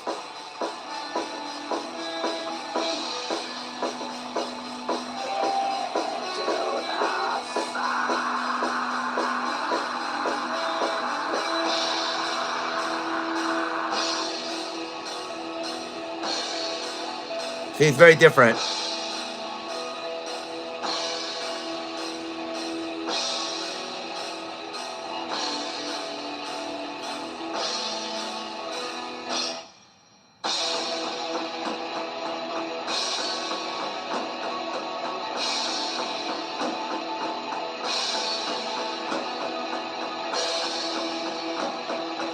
I didn't like this ending, so I added more melodies to it. Once I did I redid it. This one's just more straightforward. There's not as many time signature and changes. But when I heard this, I was like, yeah, I gotta change the end. 10-hour show here. We're doing a listening party, toy show, room show, 2 full shows, and a drum show.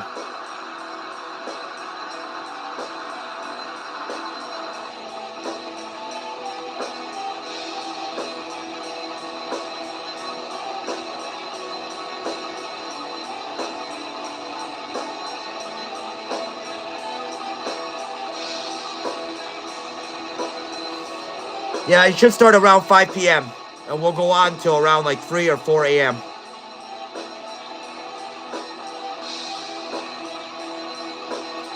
For those of you who listen Into the Sun, this ending is very different.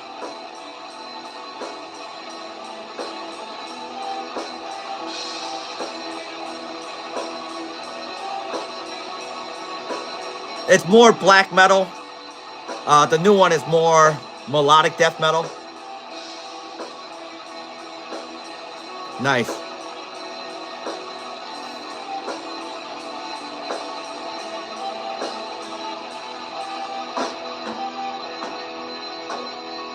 Yeah, that show was crazy. I'm not doing a 13-hour show. That's fucking nuts. I felt like death after that one. You are from the future. All right, so that's the original Into the Sun. I'll show you the updated version. We'll just get to the ending, really. I'll show you parts of the beginning and how the ending changed a lot. All right, so we'll do Into the Sun.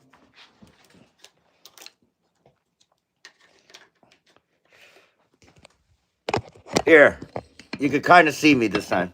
All right, there you go.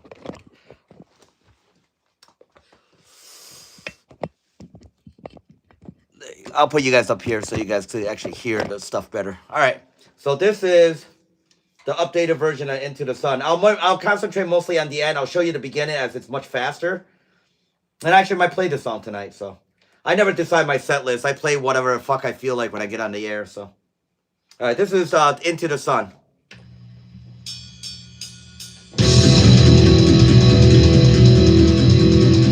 Much faster, more fluid. Guitar playing's better.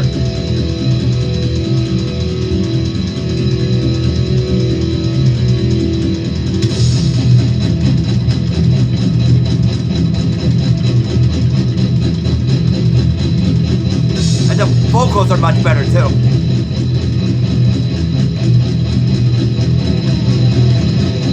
Yeah. Hey, Scotty.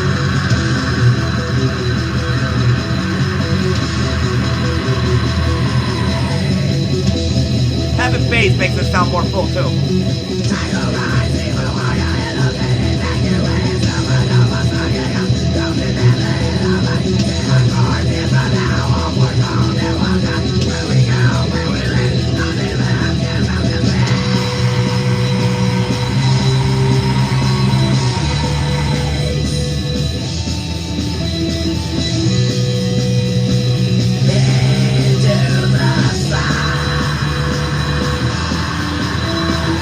Give us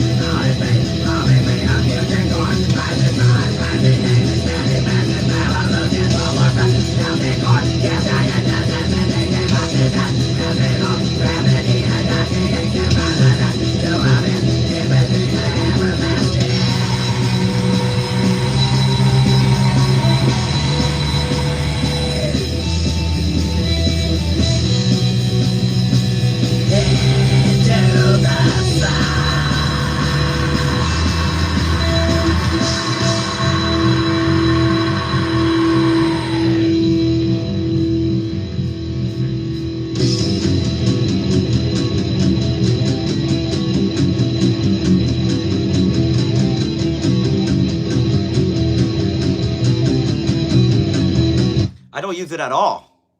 I don't like the Floyd Bridge. It's that these guitars are gifted to me. That's why I use them. That's why I have them.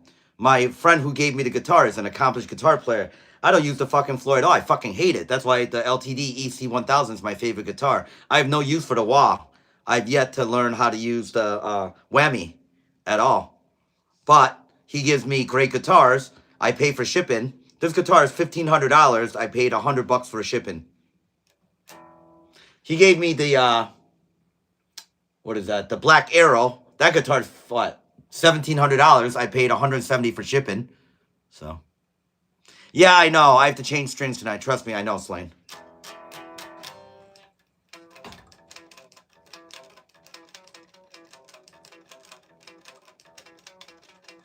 Anyways, we'll get back to it. I'll show you guys the ending, which is very different right here. So the ending changed a lot. And you notice the ending is better. Yeah, this is my favorite playing. This is my favorite playing guitar when I do a live show now. The M1001 LTD. So watch, the ending changed a lot.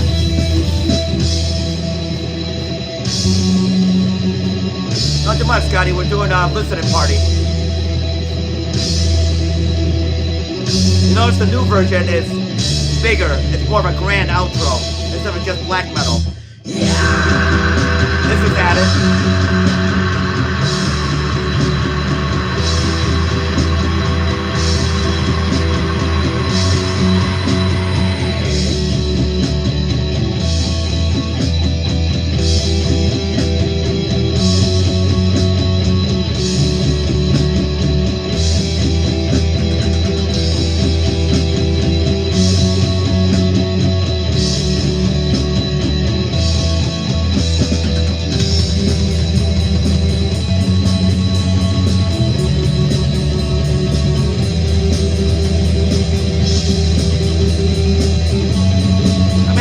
Playing it, but I don't care for Floyd.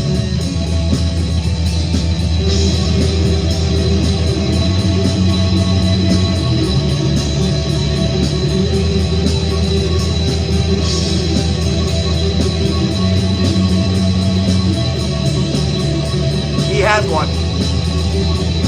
He got a custom Jackson Kelly. $4,000.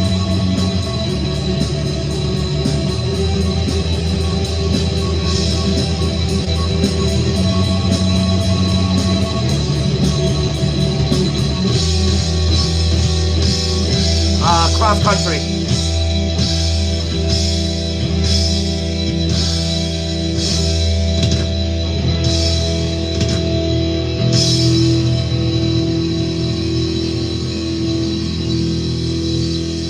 As I don't use any triggers, when I was young, I ran cross country, and I only ran cross country because I wanted to strengthen my leg, because I wanted to play like Dave Lombardo, and I wanted to play like Charlie Benante, so yeah, so I actually ended up playing here. So I ended up doing. So what I do I don't even need those pedals. People use Axis pedals, but everybody uses fucking triggers. I don't use a fucking trigger. It's just control. So I put a hole in my snare tonight, so don't really have a snare, but I mean, just sit down and just do exercises with them. I don't do rudiments, all that shit. I just.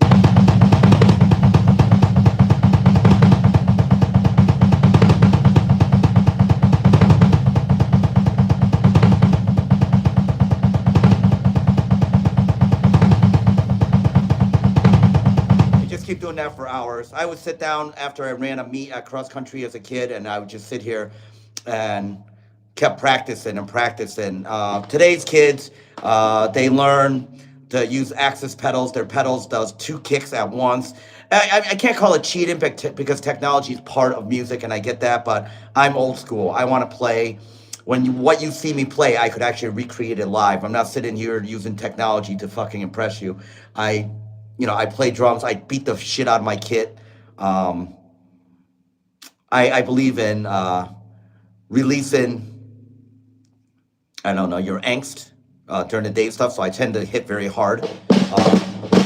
But yeah, I mean double bass. It's like the the most I do is like my favorite thing to do is triplets. So I like doing if I do something. I hope the neighbors don't care, but.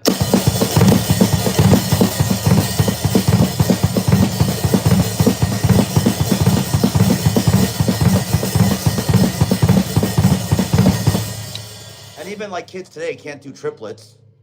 Um, then one of my favorite drummers, the top 10 is Hans from Dimension Zero, and he does a lot of it's so you're doing triplets, so it sounds like a galloping, but it's like a maiden on acid, and that one you do like this.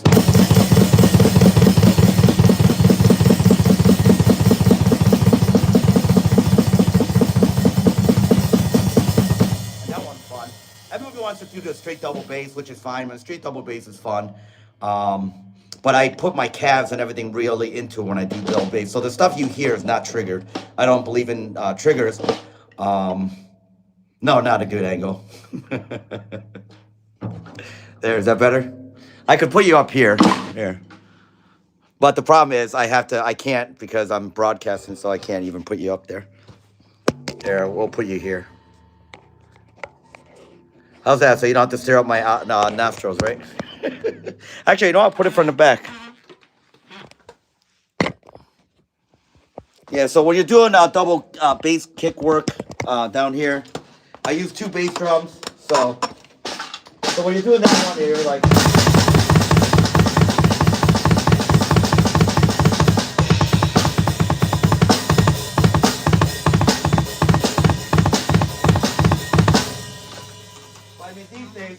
There's triggers, there's technology, there's access pedals. I mean, people will do whatever it takes to get ahead quick without actually spending the time to practice. Yeah, I use pure strength. That's what I play with. I believe in practicing and practice. Well, I've been playing drums since I was 12, so but I believe in practicing and working hard for it. Whatever came with the drum set, it's a Mapex double chain pedals. I didn't even go out to get special double bass. I just learned to play on those until I became good at it. They're already, they're the double chain Mapex ones, so it's kind of like their elite pedals. But that pedal's from 2006. So it's sometimes not the equipment you have. If you don't fucking practice, I don't give a fuck what your equipment you have. I mean, all these guitar players use the same fucking guitar tone. They have a guitar tone, then they go into the studio, and when they go into the studio, they use sound replacers anyways. So what the fuck was the point of bringing your cabinet and all this that if you're just going to use the stock guitar tones in the studio? I never understood that. That goes same thing with drums. Like when I record Burial Ground next month, I'm only using sound replacers for the bass drum. Actually, I didn't even do it the last time. How about the natural sound of your drums? If you're going to only use sound replacers and triggers, what was the point of fucking tuning your drums, changing your heads, and all the other stuff? But I mean, like I said, kids today, they take the easy way. There's double bass pedals that when you step on it once, it hits the beater twice, the beater head, and they can cheat on double bass, which is fine. That's fine. That's them. It doesn't affect me. I don't really care. I just keep doing my thing. I could care less what's going on and the noise on the outside. I just want to play music, have fun, write lots of albums, hang out with you guys, do this after work so I could relax after work, as I don't drink. You'll never see me have I mean, I have three drinks a year. This year I had 5 because I had to fire a couple people. So I always have a shot when I fire somebody because I fucking hate firing people. So there you go. Just practice. Same thing with guitar. You can take all the lessons you want. You can learn, thanks, Scotty. You can learn all the arpeggios and pentatonic scales. You can learn sweeps and stuff. And there's these kids in this area, fucking super talented, and tell them to write a song worth a dick, and they can't because all they're doing is trying to outdo each other. And I've said this before. My buddy's kid's band, they're very talented. His son's drumming destroys mine, and he does all these drum rudiments and makes his drums sound like the fucking congas and Latino while playing thrash and metal. And then when you get together with his band, his guitar player's trying to outplay him. He's trying to outplay the guitar player. Singer's lost. He doesn't know when the fuck to sing because they don't know how to write a basic riff for the singer to sing on. And the bass player, forget it, he's just fucking totally useless. You would need Les Claypool to play in these fucking bands. Everybody trying to be Necrophagias. They don't realize the amount of work Necrophagias put into their album. And that's fine, but I can't listen to Necrophagias because they decided to write a song where the riffs don't repeat.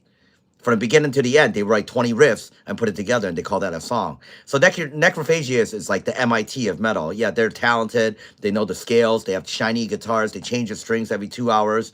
They jerk their dogs off, whatever, but I can't listen to it. There's no foundation to that music. And it's nothing against them. I mean, they're great musicians, but that's all they are. They're great musicians. There's nothing I can bang my head to because the riff doesn't fucking repeat. So even if it's a riff that's really cool, I'm like, wow, that was cool. Never repeats again. What? You only played that riff once? That's a cool riff.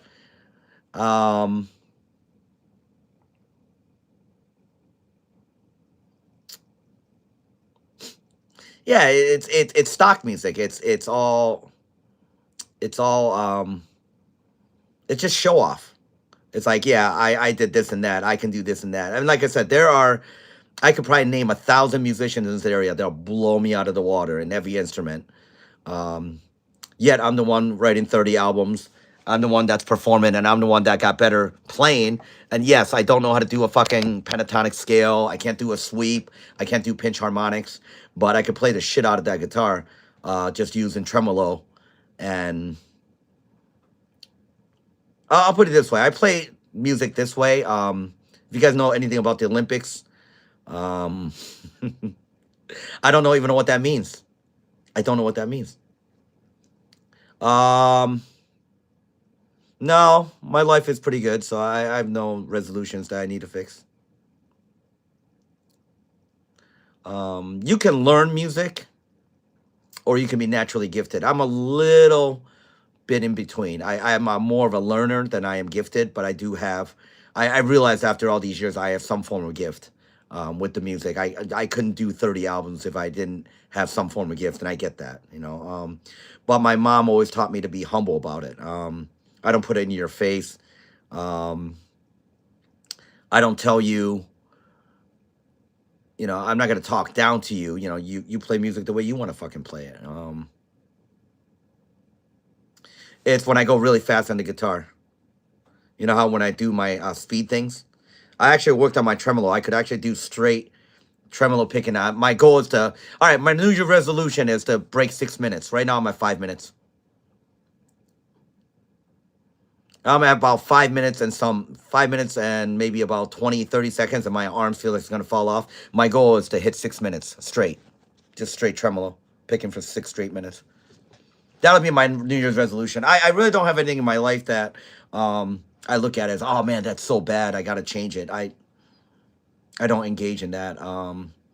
After my sister died, I had an addiction just like everybody else and stuff like that. I already went through all that, so.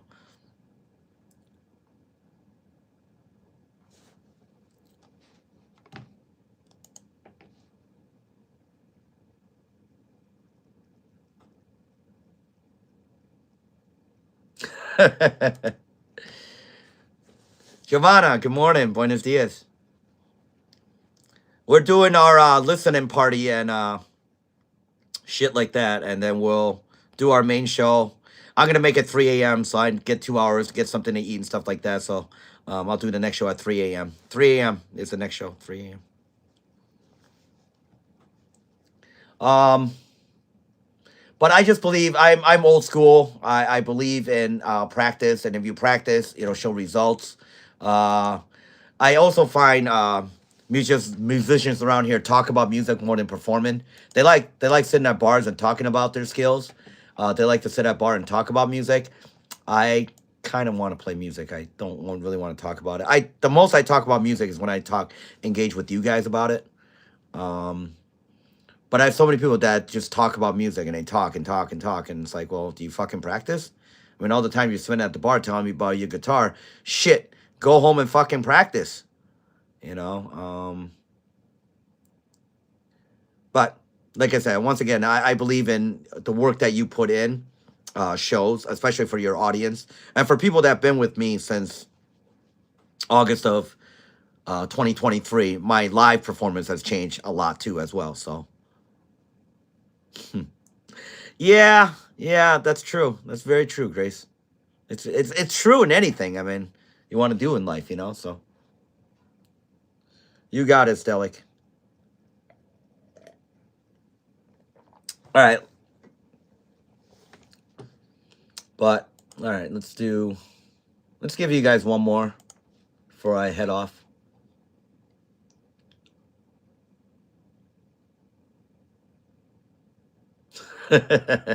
That's most people do it tomorrow. All right, this is the original Pale Horse Rider. It has bass. Really bad sounding bass.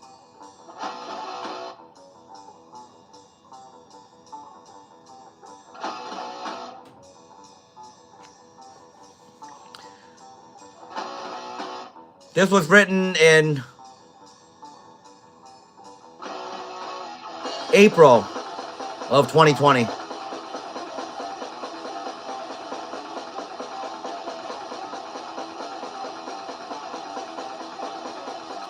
Well, there's no tomorrow for Apollo Creed, Rocky 4.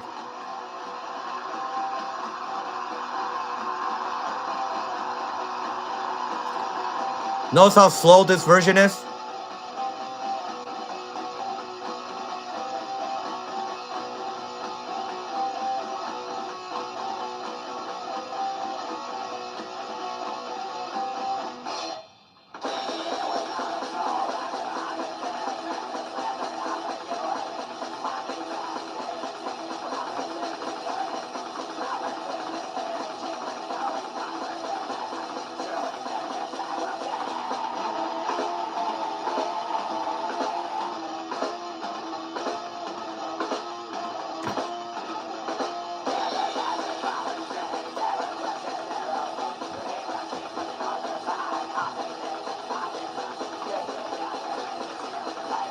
Razor Claw, right?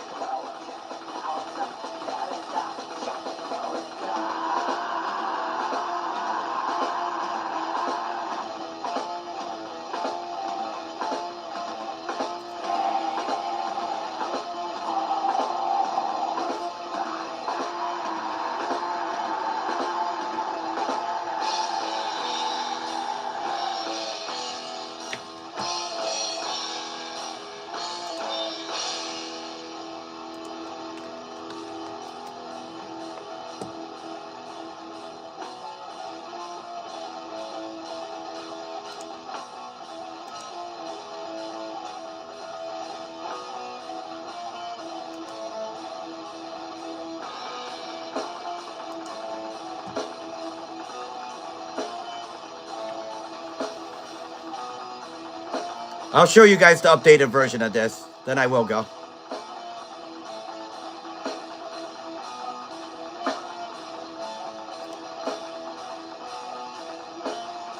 Yeah, this version is way too slow, Scotty.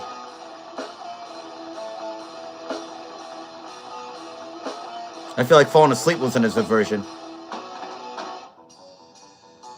Not that bass. Sounds like shit.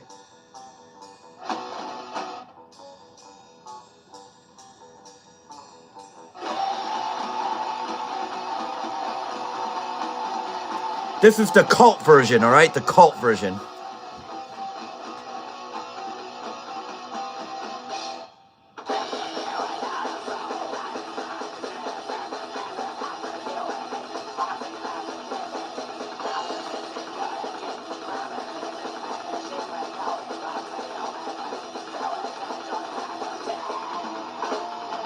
Man, hard to believe. April 2020. Yes, cult. It's the cult. Nicholas got it.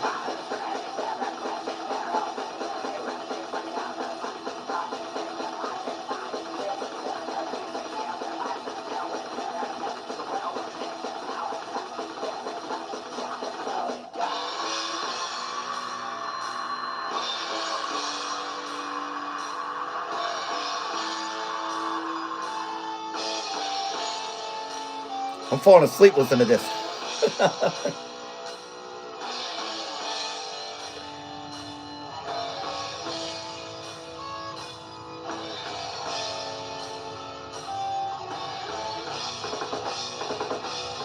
Listen to how slow that is. Hey, Dom.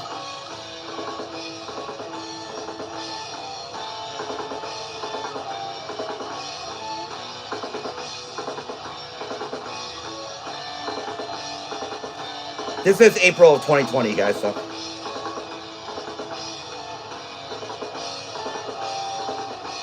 No.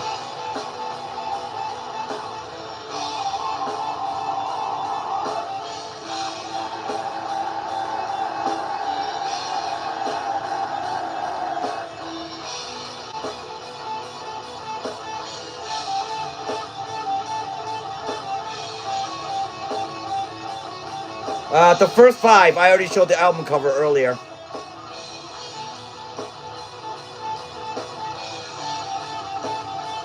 Well, yeah, I couldn't play fast before. It's very true, Fiend.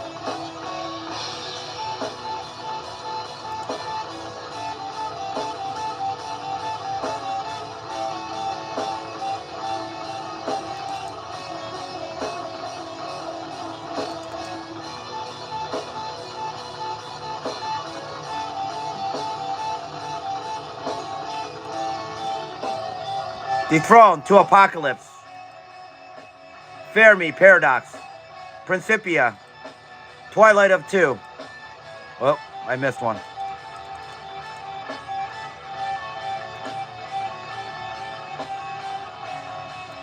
Skip Fallen Kingdoms for some reason. Gay.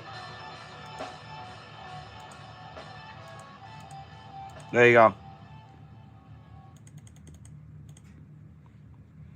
All right. I'll show you guys. Now this I'll show you Pale Horse Rider. Update it. And then I will bid you guys goodbye until 3 a.m. All right? Give me like 2 hours. I got to get something to eat. Fucking starving. I hope everybody has a wonderful fucking hump day. I got to release a new song this week too. I'll decide what song to release. I haven't decided that yet either. Anyways, this is the updated version of Pale Horse Rider where I actually played bass. This is the version I play on the show.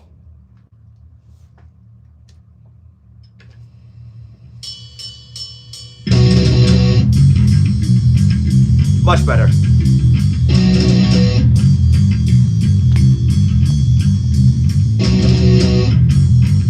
You notice the difference right away. And it's much faster.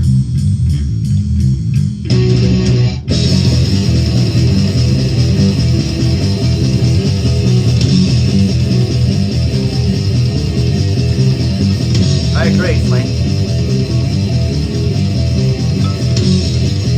Dom, you didn't hear the 15-minute song yet. I'm performing it every night.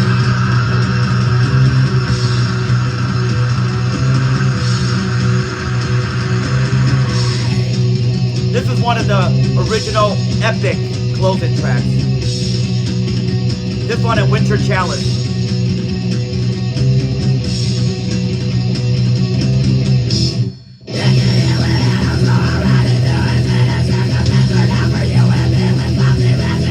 Everything's better. Vocals are better, drumming's better, guitar's better.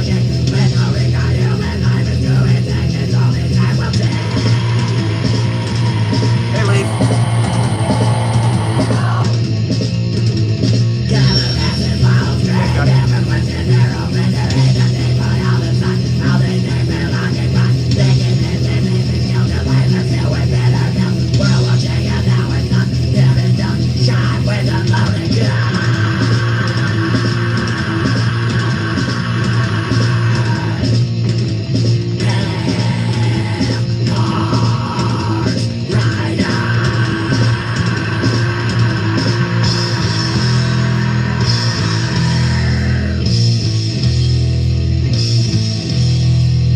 All good, man.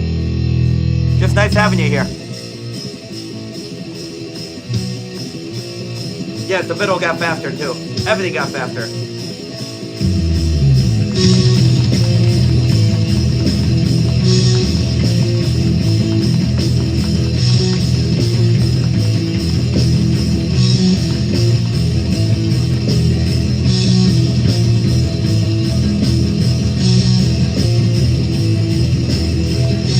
We already already did this, Shelly. This is the end of this song. Thanks, Green. Yes. I was born left-handed, but my mom didn't want a left-hander, so.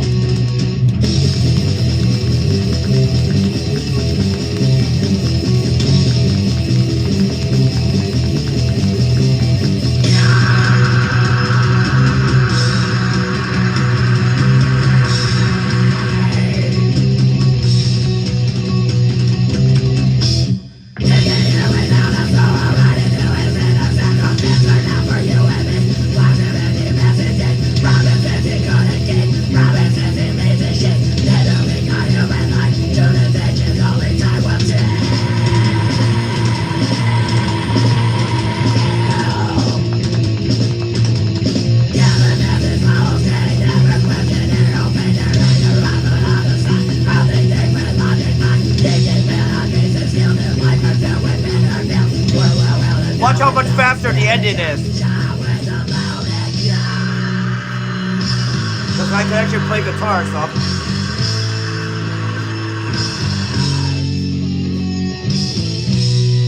Watch this part. This part's 10 times as fast.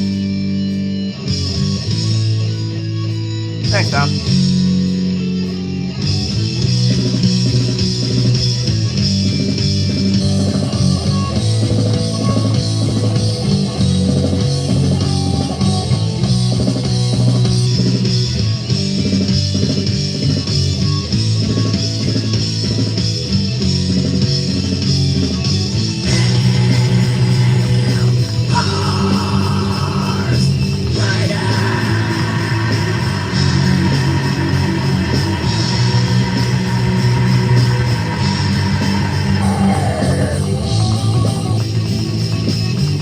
Well, yeah.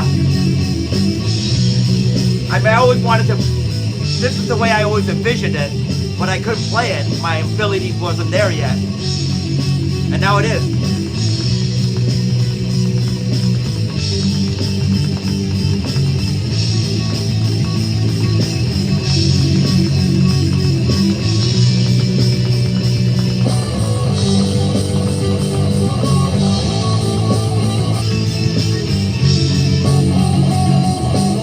Well, don't do that, Pete. Thanks, Lane.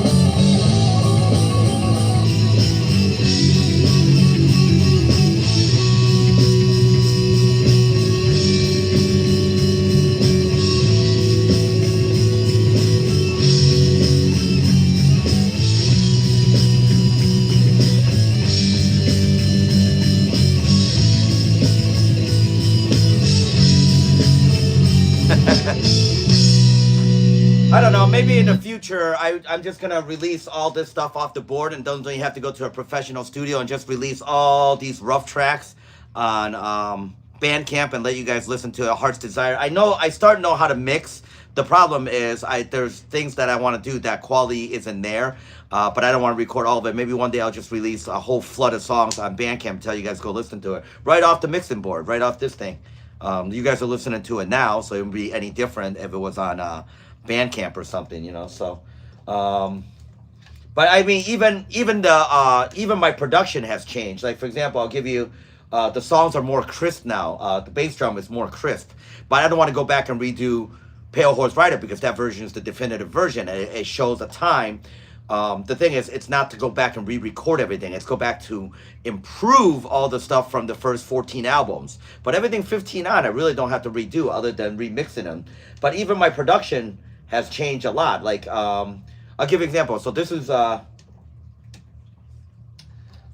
of the songs. And by the way, Dom, if you're on the show tonight, I'll play the 15-minute song Council of Nicaea for you as well. So, but if you look at a song like Blind Leading the Blind, as much as I love the old material, I've grown as a musician.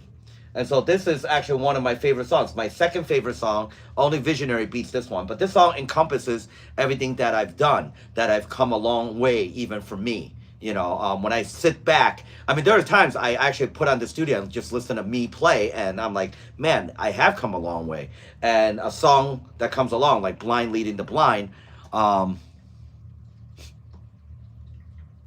a song like "Blind Leading the Blind," it just makes me feel that I've improved and I've progressed as a musician. So, but listen to the production, even the bass drum, everything is very different now compared to Pale Horse Rider. This is Blind Leading the Blind.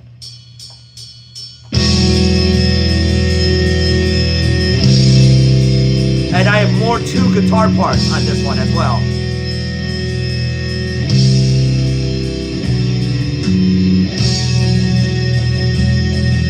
Yeah, I agree, Green. Thank you very much.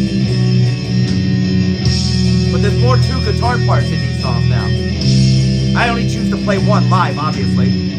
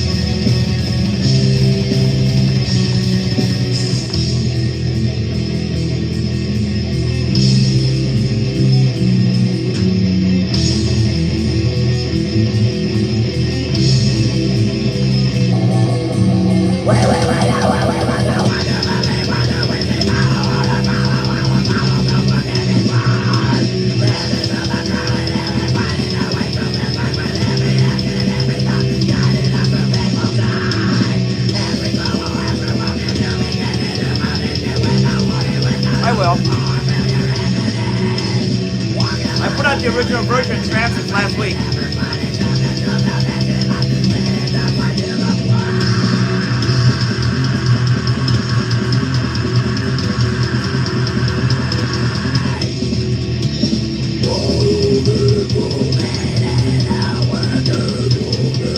And plus I added death metal vocals, which is something I didn't do.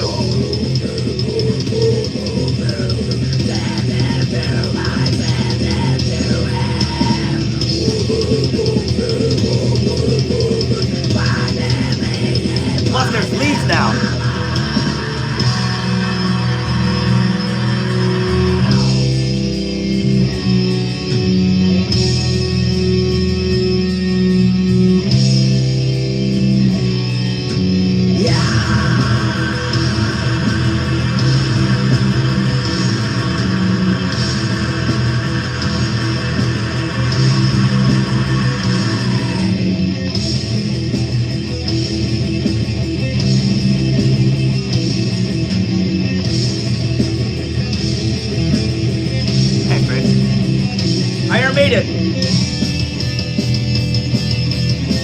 On the live, you only hear one of the, there's actually 2 parts, but you can't hear the low one because I'm playing the high end. Here you can hear both of them.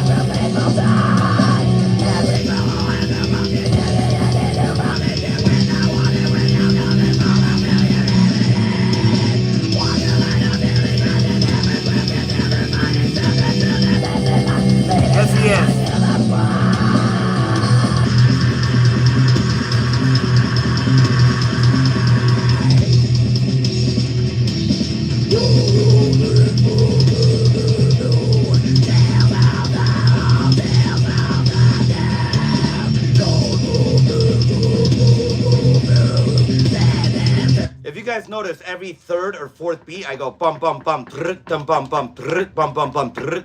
I do that because I write songs without a guitar. I'm counting in my head, and actually it got to a point where it became a style. I actually made it one of my own. I don't know any other drummers in the world that actually does that. Like when I'm playing, I'm counting. It's dun dun dun dun dun dun dun dun dun dun dun. It's not straight. So I do the straight ones too. But when I'm writing a longer song and I'm playing a passage, and you guys will hear it, it's dun dun dun dun dun dun dun dun dun, because I'm counting, and I need the triplets so I know where the fuck I am in the song. Because I don't use a metronome, I don't use anything. I'm actually free playing from top of my head. So what? So if you hear it like this, here I'll show you.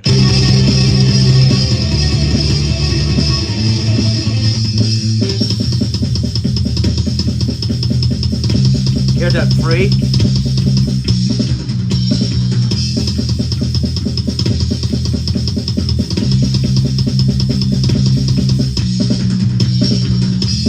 Hey, Z.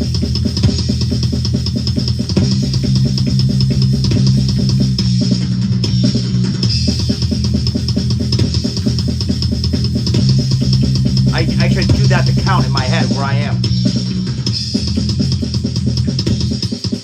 So this is how this song was written, and I put music to it.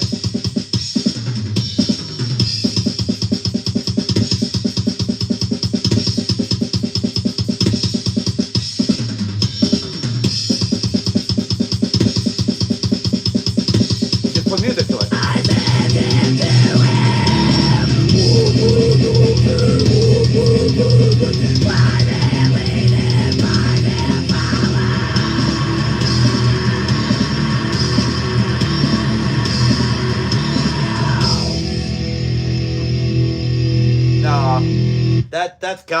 That's God stage. Unfortunately, a lot of you didn't hear the 15-minute song, so I'll show you a preview of it, including the ending. All right? Yeah, I mean, here I'll tell you. When I wrote Council of Nicaea, let's do this one. This is something I'm gonna do for the future too, to give you guys a breakdown of all the songs. So Council of Nicaea started this way. I just decided it has to be an epic ending, so I have to make it sound epic. So this is how Council of Nicaea started. Now this song's 15 minutes long.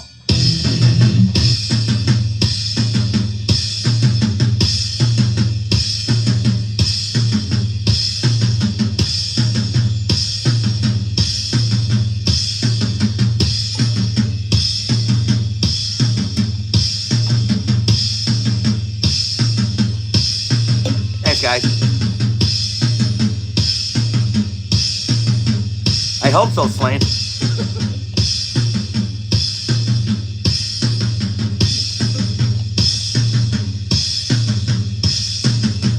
Yeah, this song's 15 minutes long.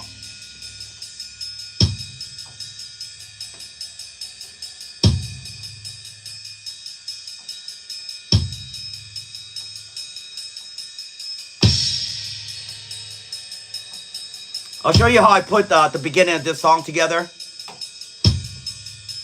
And the ending is a 6-minute acoustic outro. The song itself is 9 minutes long.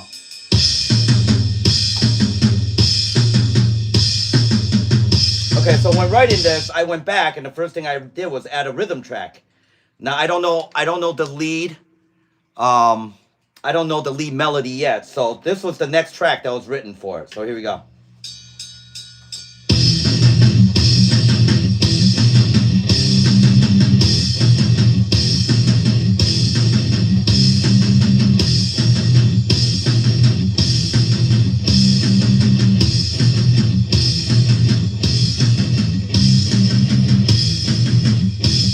I never switch to acoustic. I do that at the end.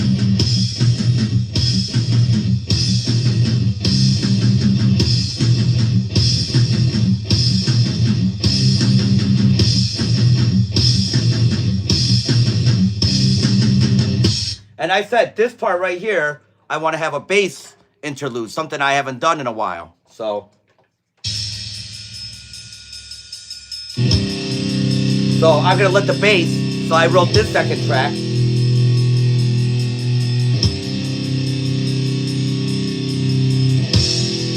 So this will have bass, which I added later. I knew that. when I was writing it, I said this is gonna have a bass intro track, track right here.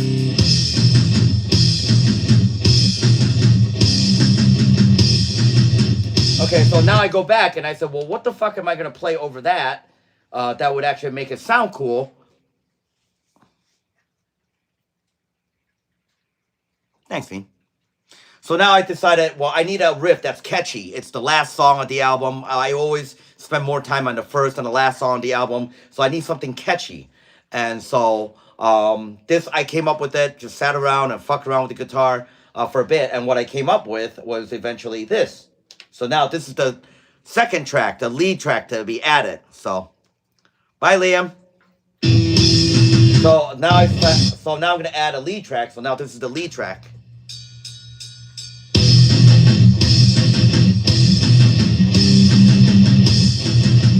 Oops, sorry, right here. My bad.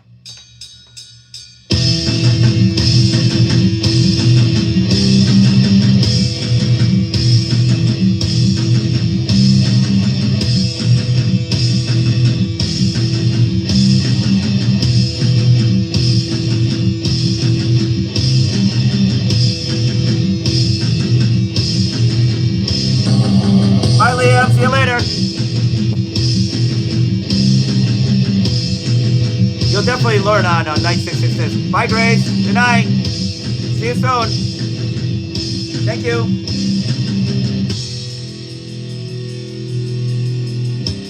So I said, well, this part here, what am I going to do? I'm going to add bass to it. So what I did is I added this.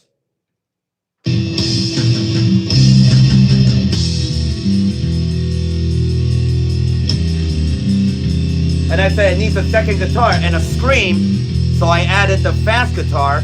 So it's the same riff, but faster.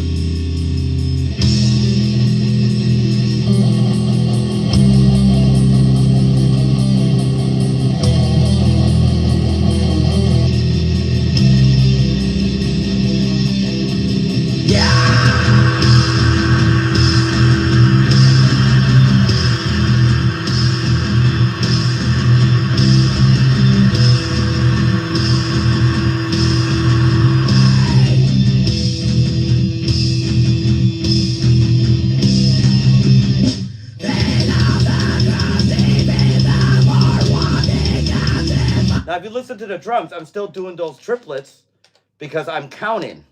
So even on the song like this, watch, I'm still counting.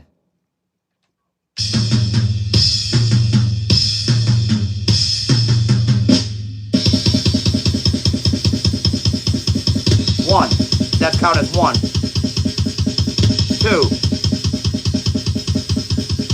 3. And then the next one, I go to the new riff.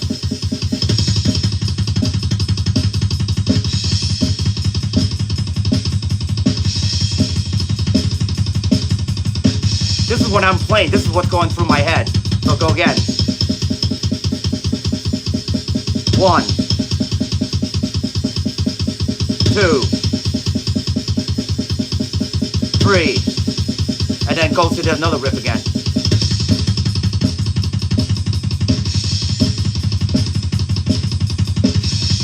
So there is a way of doing it. And you guys will be with me for show 666, where I will actually write a song from beginning to the finish with you guys.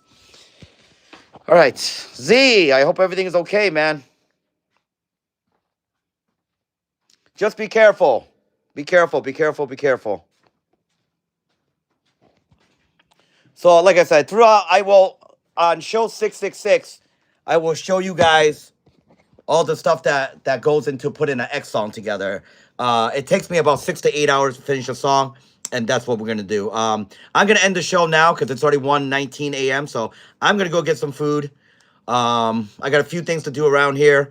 And I'll see you guys at 3 a.m., okay? 3 a.m. Thank you very much, everybody, for being here. Thanks for coming to the drum show. We're going to do more of this on Christmas. So I get to spend the day with you. You get to spend it with me. And we could all do circle jerks and jerk each other off and jerk the fucking dog and whatever the fuck it is.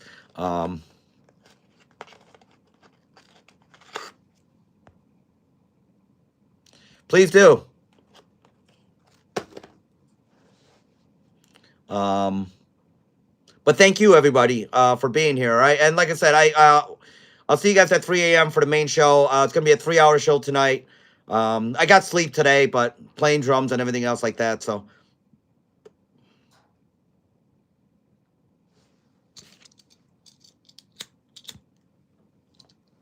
Z, just fly your ass over here. You can stay with me for until everything settles down, then go back. Buy myself a pie. Thanks, buddy. I'm going to now. Thank you, Slane. Thank you very much.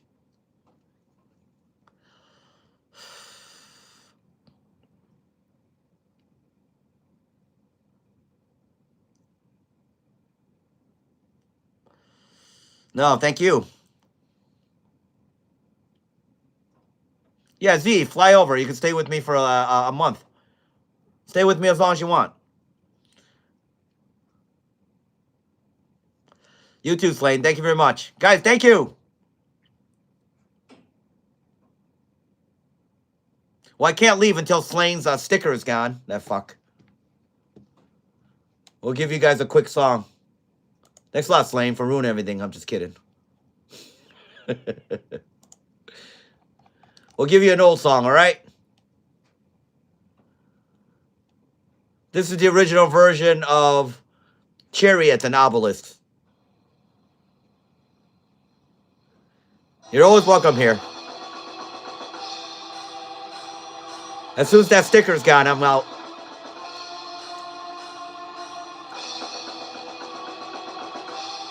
This is the cult version.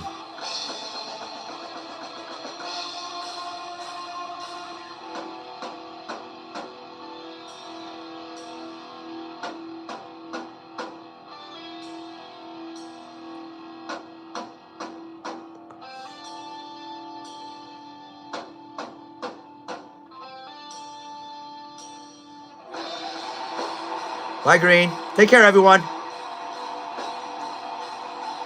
See how slow the original version is? Holy shit. It's like a constipation compared to the new version. The new version is like diarrhea.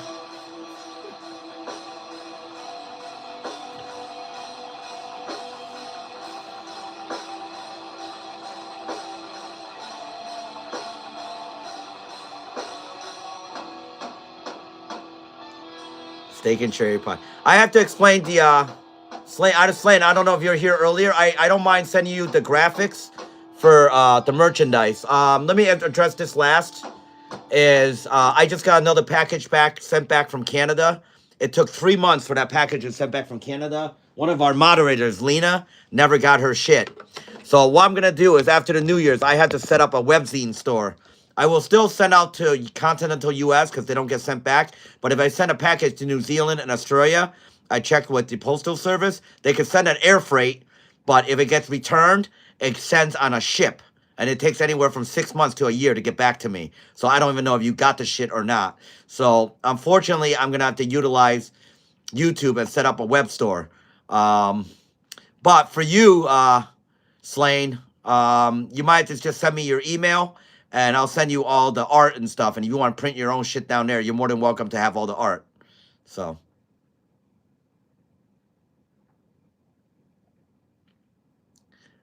Well, the problem is the postage right now. I got 3 packages sent back from Canada. I have 1 in the continental U.S. sent back. Luckily, I know the postmaster, and he didn't charge me when I resent it. But if I'm sending it across the world, I'm going to have to, unfortunately, I have to set up a web store. And I really don't want to because but if I do set up the web store, I'm going to lower the price to as much as possible, literally down to exactly the bare bones of what I pay for it. So you guys won't get charged anything additional to that. And postage will be whatever web store I decide to use. So I have to set up for that after the New Year's. And I hate to do it, but people aren't getting their shit. And this is what I hated when the channel got bigger and we had merchandise, is I hate that part of the music business. I just want to write music. I really don't want to deal with merchandising at all.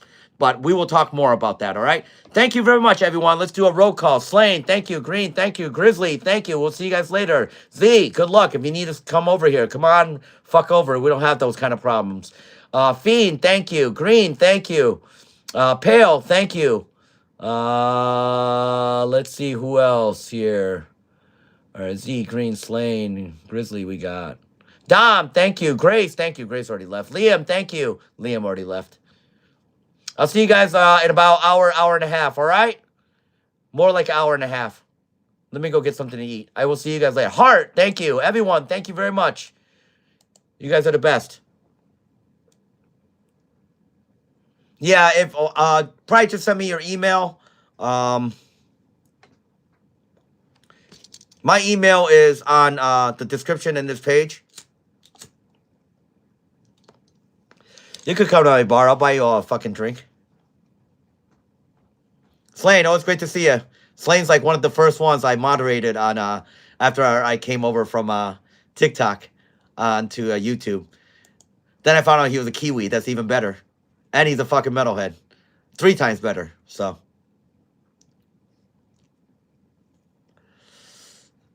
Guys, thank you very much. I'll see you, like I said, I'll see you guys in a little while. All right, thank you so much. Thank you. Off to Foodland. I'll talk to you guys later. Thank you.